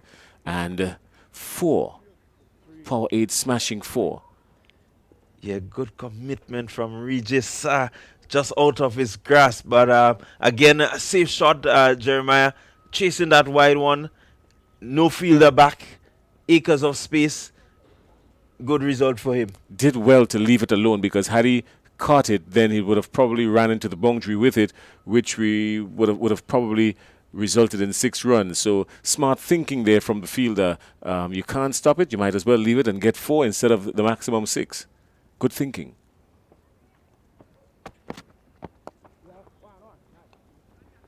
Time he's turning it on the onside. Lots of vacant land outside there. Picking up an easy single. Maybe just playing it a little straighter would have yielded an additional run. Yeah, I think he got a little too fine there, and so it was close to the man there at square leg, backward square, and resulting in 1. But again, as you said, 2.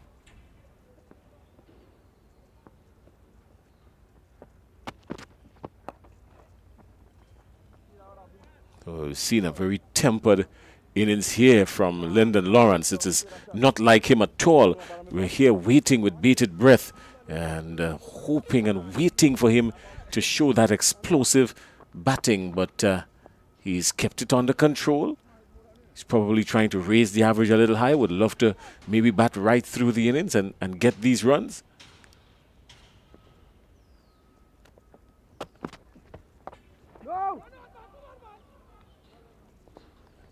Yeah, these two, this pair, they've shown, pretty good composure so far. Everything on its merit. No need for any outrageous chances. 34 required, 30 balls to get it. Yeah, the maturity that they're showing is what the Cinnamon Pacers didn't have at the start of the innings. They lost some quick wickets, and I'm looking at these two. I think they're saying to the Pacers, "Hey, this is what you should have done." But the Pacers, they really need, just for their confidence, I think they need to get a couple of wickets here. Oh, they would need more than a couple. They would need a whole bunch of them, because the Ginger Generals are 44 without loss, and only 34 runs required. 5 overs to get it. And the lethal Lyndon Lawrence is there. And the very tactful Johan Jeremiah, his captain, is there as well. Jonathan Taylor comes into the attack. Bowling figures of 2 for 7. That's his best. An economy rate of just under 8. Just over 8. Just above 8 slightly. And this one goes all the way. Makes no mistake about it. He got to the pitch of it, timed it sweetly. And his bat has a lot of middle in it, this Lyndon Lawrence. That's the Lawrence we're accustomed to. Pace on, and he's going to, really love the challenge of the pace bowler coming at him, rushing at him. As fast as he comes, it goes almost the same way, or maybe even faster. So definitely, Taylor will want to make sure that he uses some variation if he's going to really get him out. Well, he's turned on the pace here. Clearly, he's gone for another maximum. So Lyndon Lawrence has picked up the heat. He's gone for another maximum, a power 8 maximum. And Lyndon Lawrence is in the mood. Yeah, again, as I keep saying, he loves pace on. And once you're going to pitch it in his half, you are going to be belted. And a really good, powerful hit for a power 8 maximum. Well, a whole lot of thinking, from Jonathan Taylor. He really has to give his brain some work. What is he going to do now? He's been smacked down off and on for 6 already. He's going with him again, this time along the carpet. Just the one. Probably was thinking maybe to just hold it back a little bit and go a little bit square to pierce the field a little bit. Had it gone a little square, would have certainly traveled to the boundary for 4. It was struck very forcefully. But just the one coming off of it. So the Ginger Generals, 57 for none for the 21 needed from 27 deliveries. The mode Lawrence is in, he seems like he's ready to end the game within the next over. Well, this time Jeremiah gets in on the action and he carves it with precision through the offside, down to point for 4. That's a glorious shot. Yeah, really outstanding shot there by Jeremiah. A wide delivery, and he was able to just, with precision, just open the face of the bat enough to get it past Captain Narain, and really it raced across the turf, getting really good connection. There was a man out sweeping, but he couldn't even get around because of how well it was played.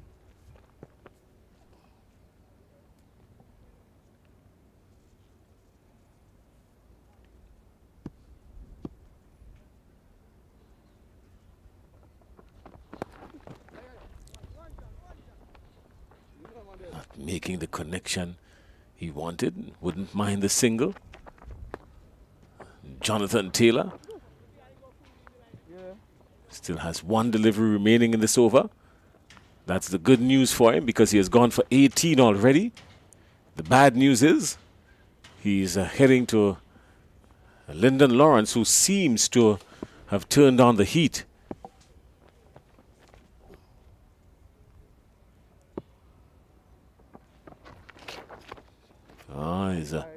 He will get to the boundary. 4 and wide signal by the umpire.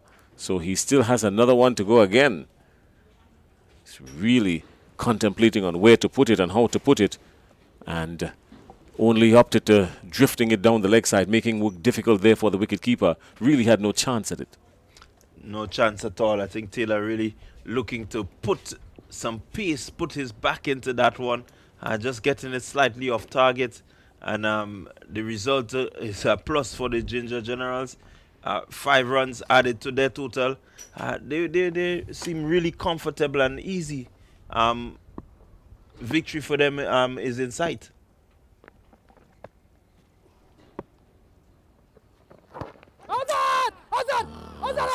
Wishful thinking, really. Wishful thinking, really. It was always going down leg. It was never a chance. And Lyndon Lawrence is on 34. Johan Jeremiah is on 23. And after 6 overs, the Ginger Generals are 67 without loss. They still require 11 runs. They've got 24 deliveries to get it. And with the kind of mood Lyndon Lawrence is in and Johan Jeremiah with exquisitely timing the ball, we are surely anticipating that it could end here. And the Cinnamon Pacers already used up their quota from John Olive, so they've still got Larry Edward, who bowled 1 over for 5 runs. He wasn't bad at all. Micah Narine went for 12, and Shea Duncan, who went for 11 off just 1 over. And Jonathan Taylor, you just saw there, the most expensive of the lot, really hemorrhaging at 23 runs coming off his first over. And the Cinnamon Pacers really have a whole lot of work to do going back to the drawing board for next year's tournament. Larry Edward has the ball in his hand. It seems as though he will bowl this over for the Cinnamon Pacers. The Ginger Generals needing 11 runs to win and 24 available deliveries. And Larry Edward is going to be inserted into the attack from the commentary booth end. He's bowled 1 over already for 5 runs. So he's been the most economical of the bowlers, an economy rate of 5 in this innings. He would really love to keep it there at least. So we see the Spice Man there with the Ginger Generals. Maybe just passing on some advice, letting them know, you know, how confident he is that they are in the finals and, you know, they are the team to beat because they're forced to be there. I think he's more sounding a warning to them, the kind of mood that he's in and the way he was striking the ball yesterday. Again, very watchful, Jeremiah. Maybe trying to play it a little square, but mistiming it. Yeah, again, as Larry tries to ensure that Narayan is really well pleased. And this time he latches onto it. The shout of catch. Is it going to be taken? Yes, straight down the throat of mid-wicket. And an easy take there, almost regulation. And the first wicket going down, Johan Jeremiah, who really likes to feel the ball coming onto the bat, really couldn't do too much with that one. It didn't have the pace. It was the spinner. The pace was off and straight down the throat. And Johan Jeremiah goes. So Larry Edward picking up his first wicket. And Johan Jeremiah going for 23. And the Ginger Generals are 67 for 1. Yeah, outstanding delivery there by Larry Edward. Again, the adjustment to the field caused Jeremiah to think that he had to go aerial. And definitely having the man out there, he needed to get it into the gap. He couldn't do that, and he perishes. So a good tactical move by Edward just to have Narayan in closer. Jeremiah unable to really just get inside and turn it because he has to be careful that it doesn't hold up, and he holds out to Narayan, opting to go to the big hit and perishing. So Devin Tyson was the man outside there who was resting on the boundary and had to take a few steps in, but nothing too strenuous.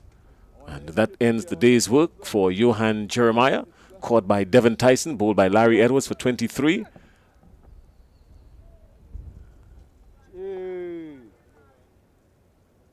67 for 1. And immediately, looks like John L. Eugene coming in for the Ginger Generals. Yes, it's John L. Eugene for the Ginger Generals who has been brought in, and immediately he's off the mark. And halfway through his second over, Larry Edward hunting for more.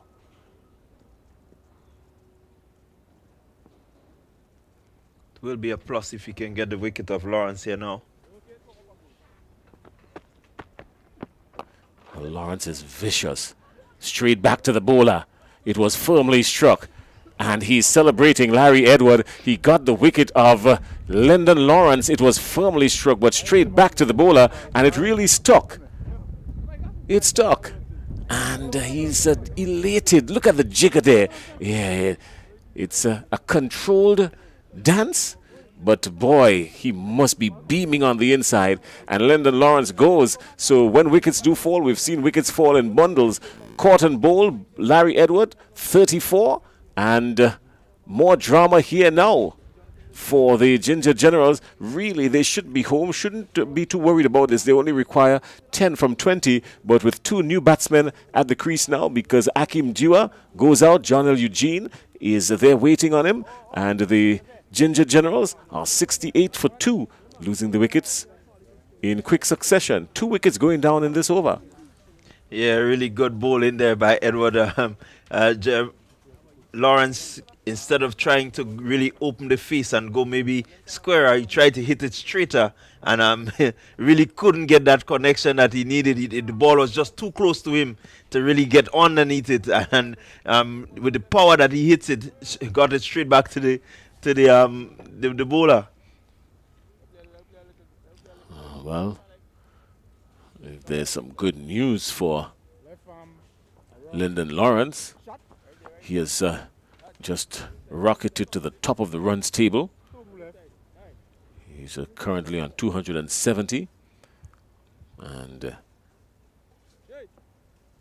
this, of course, his final encounter in this year's tournament, or he has another game to play tomorrow. Once the Ginger Generals win, they have another game tomorrow, so he can add to that. It's a close. It's close. The umpire looking at it, having a casual look at it, and deciding against, thinking maybe that it was drifting down leg. Sounded like he got a little nick onto that. Probably that's what saved him. Pretty good over from Larry Edward.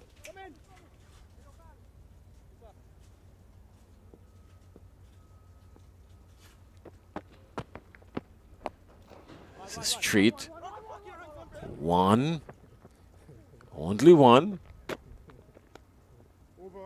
And that's the end of a very successful over from Larry Edward, where he picked up 2 wickets and only going for 7 runs. So really doing some good work for the Cinnamon Pacers, an economy rate of just about 3.5. So he was really good picking up 2 wickets, and the 2 dangerous wickets, the openers, Larry Edward picking up both Johan Jeremiah and Lyndon Lawrence. He got Johan Jeremiah caught in the D by Devin Tyson. Lyndon Lawrence caught and bowled, doing the damage there for himself. Jeremiah going for 23 and Lawrence going for 34. Yeah, really good double strike there for Larry Edward. Again, the spin, as you rightly said, Jason, at the beginning, the spin just seemed to be working. And here we see Jelani George, again, another spinner. Can they really pick up a few more wickets, really look to peg back the Ginger Generals? And well, I'm not sure if we can say victory, them being able to be victorious at this stage with some 9 needed from 18 deliveries, but you never know again with this game of uncertainty. Really? like really? You're a never madman. know. He's a madman, isn't he? This co-commentator of mine, he's a madman, isn't he? The sort of catch. This one has disappeared into the clouds. And does it have the legs to carry over the boundary? No, it doesn't. And it falls firmly into the hands of the man who just ran around. And he was he settled down there on the mid-on boundary and taking a really good catch. That looks like Jonathan Taylor. Yeah, Jonathan Taylor taking a really good catch down there. And Akim Dua goes for 1. So the Ginger Generals have victory in their sights, maybe trying to wrap it up too early, losing unnecessary wickets. They have plummeted easily for 69 for 3, losing 3 quick wickets in less than 6 deliveries. Again, the spinner, the ball, the pace is off, and they actually have to really strike the ball well to clear the boundary. And again looking for the big hit, perishing. Good delivery by George, challenging him to get him over the ropes, and a brave delivery nonetheless from George. You know, pitching up to the likes of Hakim Dua, and Dua eventually holding out. So good catch, good cricket by the Cinnamon Pacers. Maybe a little too late, you never know. Can they really maybe just pressure the Ginger Generals? Kian George comes out to join John L. Eugene. Eugene is there on 1. And Jason, interesting. Keon versus his nephew.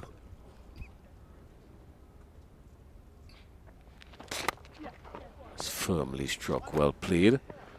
It's a comfortable single outside there. And Keon George off the mark.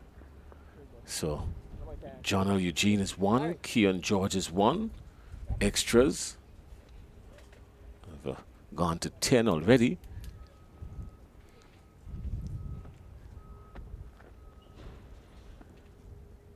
No need to do anything out of the ordinary now. They only require 8 runs.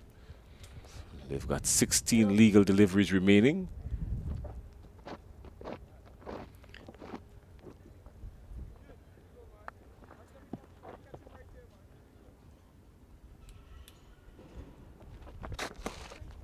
Surely he's going to be penalized by the umpire for this. Yes, the umpire not wasting any time at all. They've been very stringent, almost zero tolerance, these umpires.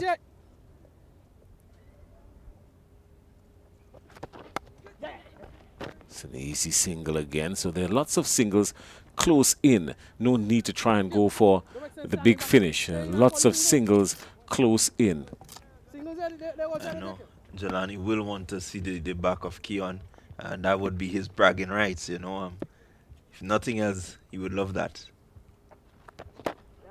Oh, he's going to have to wait a little longer because another single again. So they will be pretty contented doing it in singles, the Ginger Generals. And if in fact it does come for them to maybe have a big go at it, they probably will.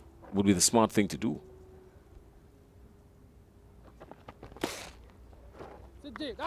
Ken just inviting the batsman to go looking for him. That's it, G. Same thing, same thing.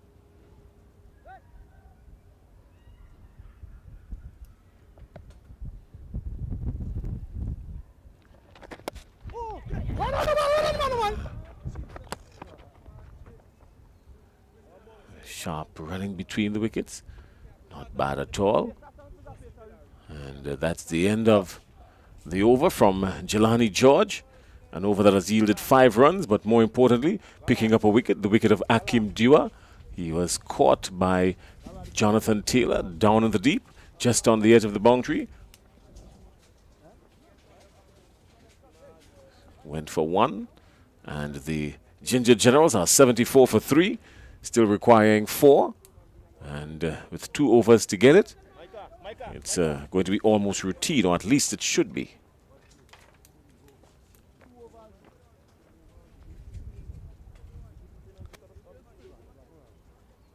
74.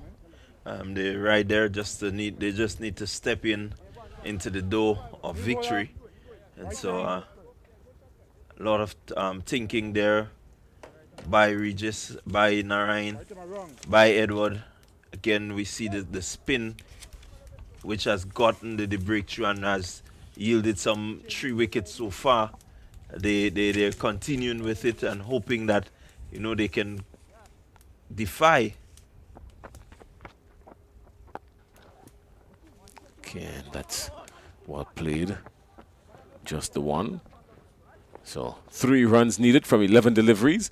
So these Ginger Generals will certainly go all the way now and defeat the Cinnamon Pacers. The Cinnamon Pacers resting at the bottom of the barrel. They would really want to do better than that next season. They've got a whole lot of work to do, and they're going to have to put their shoulders to the wheel, do the work and put their shoulders to the wheel and come back with a better season in season 4 of this edition next year, 2024. And the Ginger Generals, they too have a lot of work to do because they weren't at their best at all in this tournament so far. They've not clicked on all cylinders. We've seen them being able to get up totals of in excess of 100 on a few occasions, but still not being able to defend it and leaking a lot of runs when they really should not have been. And the shot is catch, and it's just in front, not taking it. Difficult chance there. Yeah, that fielder needed to get in a lot quicker. Again, Judge Ariel about it, and a little he needed to leave the blocks a bit faster if he really was going to give himself a chance to get to pick up that catch. Well, John L. Eugene is on strike. He's on 4. Keon George is there with him on 3. The Ginger Generals require only 2 runs to win now, and surely that's going to be the case. In the meantime, we want to remind you that the Saffron Strikers and the Bay Leaf Blasters will be going head-to-head this afternoon again in the second of 2 encounters here, which is scheduled to start at around 2:30. So we're going to use the next couple of minutes to refresh ourselves, wrap up this innings quickly, and come back for that. But the Ginger Generals, surely with a victory in their sights, needing just 2 runs from 9 deliveries, they are 76 for 3. We thought that the Cinnamon Pacers, getting all 7s on the board, maybe something magical was going to happen. They got to 77 for 7 and really thought that something magical was going to be happening. But all that we've seen is some really sensible batting from the Ginger Generals. Had some wickets falling in a cluster, really. The 3 wickets that fell went down in a cluster in quick time in just about 6 deliveries. But surely they're going to be stayed home, and that's the end of it. That's the story. A power 8 cracking 4 to end by John L. Eugene, who latched onto it quickly and played it through the offside over the infield for 4. And that's the end of it. The Ginger Generals beating the Cinnamon Pacers, and the Cinnamon Pacers going down by 7 wickets to the Ginger Generals. That's the story here at the National Cricket Stadium.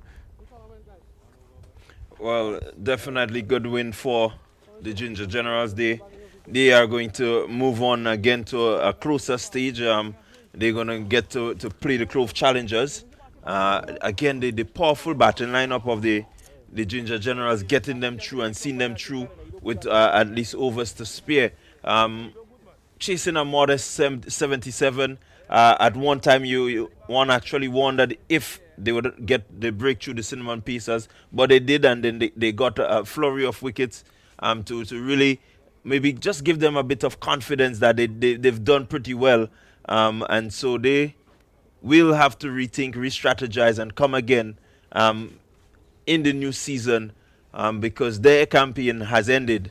The Ginger Generals will, use that momentum and maybe just look to get over the hurdle of the Clove Challengers and end up maybe in a 3rd position.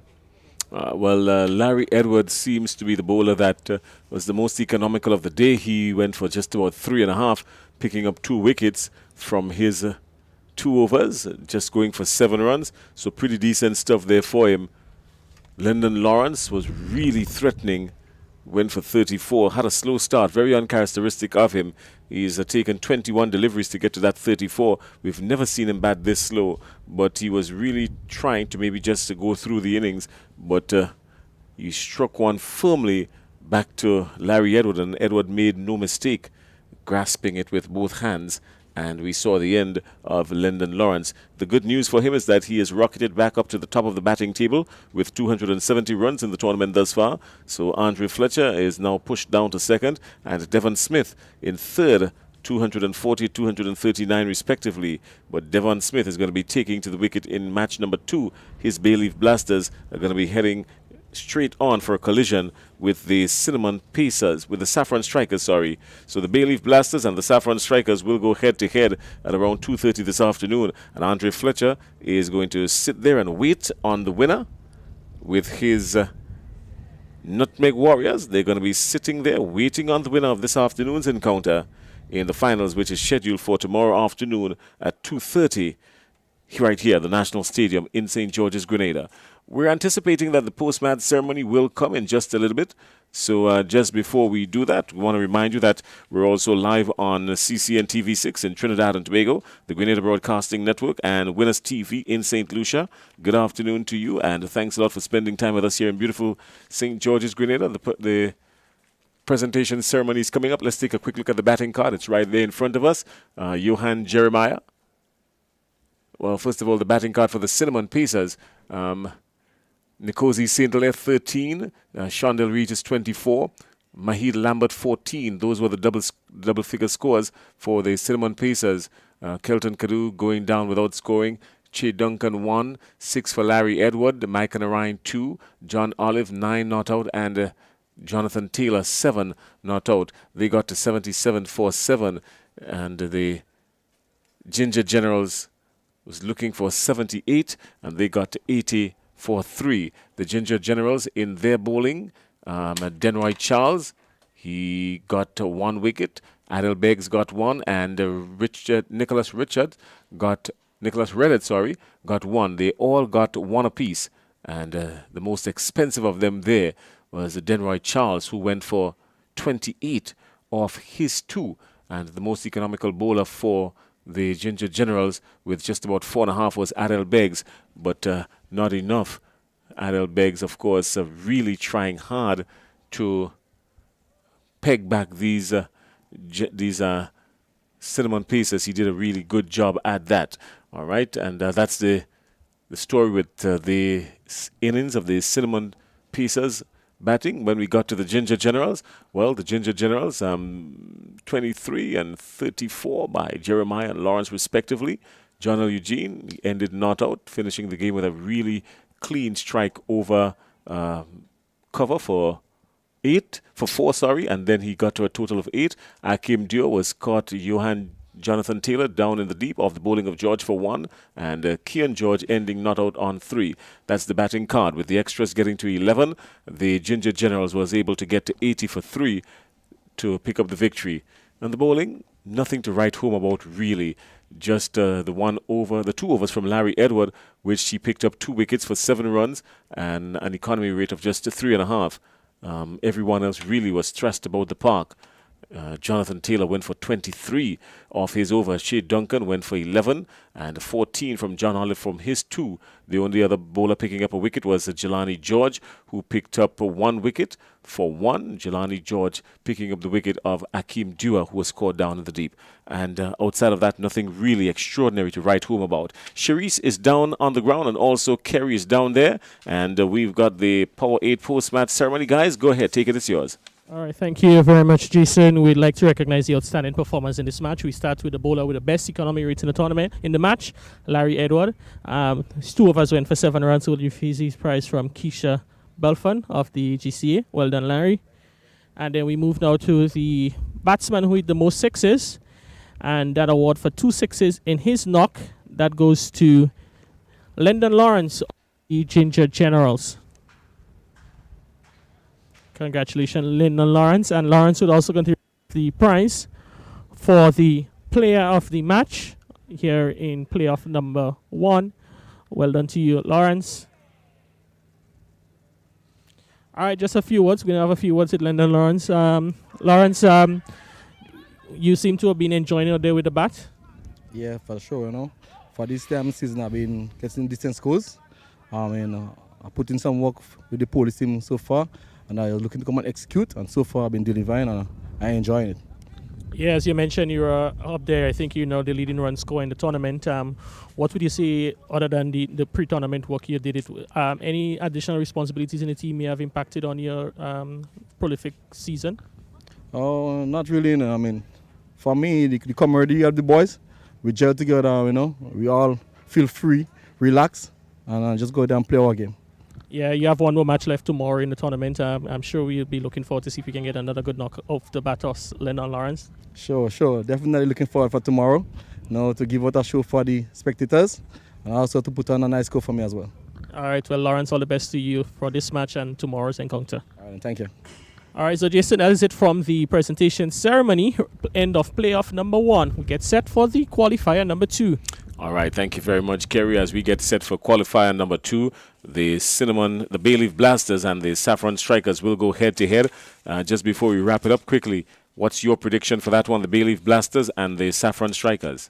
Well, again, Jason, you I'm putting you on the spot. Yes, I am. But I would tell you both teams have a pretty good, powerful batting lineup. The bowlers have been holding their own.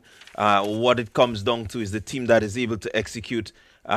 Looking at the way that the Bay Leaf Blasters have played throughout the tournament, they have gotten through, but I think they're missing a trick in terms of the all-round play that is necessary. The Smith boys have been doing really well at the top there, so definitely if the Ginger General can restrict them or get them out pretty early, it could make for an interesting game. Again, we look at the Saffron Strikers. The Saffron have been, playing some good cricket. They have a really nice, powerful batting lineup, some good bowlers in the mix. I want to give them the edge, but again, it will be determined by how well they execute on the day. Yeah, you guys just always try to be politically correct all the time. Yes, don't want to. It's all right. It's a commentary. You can say what you think.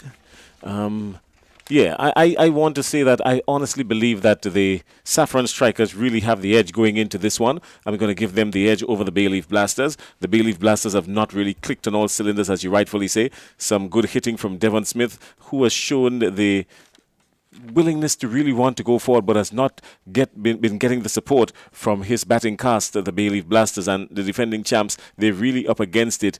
I would want to give the edge to the Saffron Strikers. I understand the quote, never count out the heart of a champion, but I think the Saffron Strikers, they've quietly crept up into that position of getting to right where they want to be at the right time. And I believe they've got the edge going into this one. Time will tell, however. We're going to come back in just about 15 minutes for the start of match number 2. That's scheduled to start at around 2:30. So we're going to be here just before to bring you right up to speed. Until then, have yourselves a pleasant afternoon, everyone. We see you at around 2:30 right here at the National Stadium in beautiful St. George's, Grenada.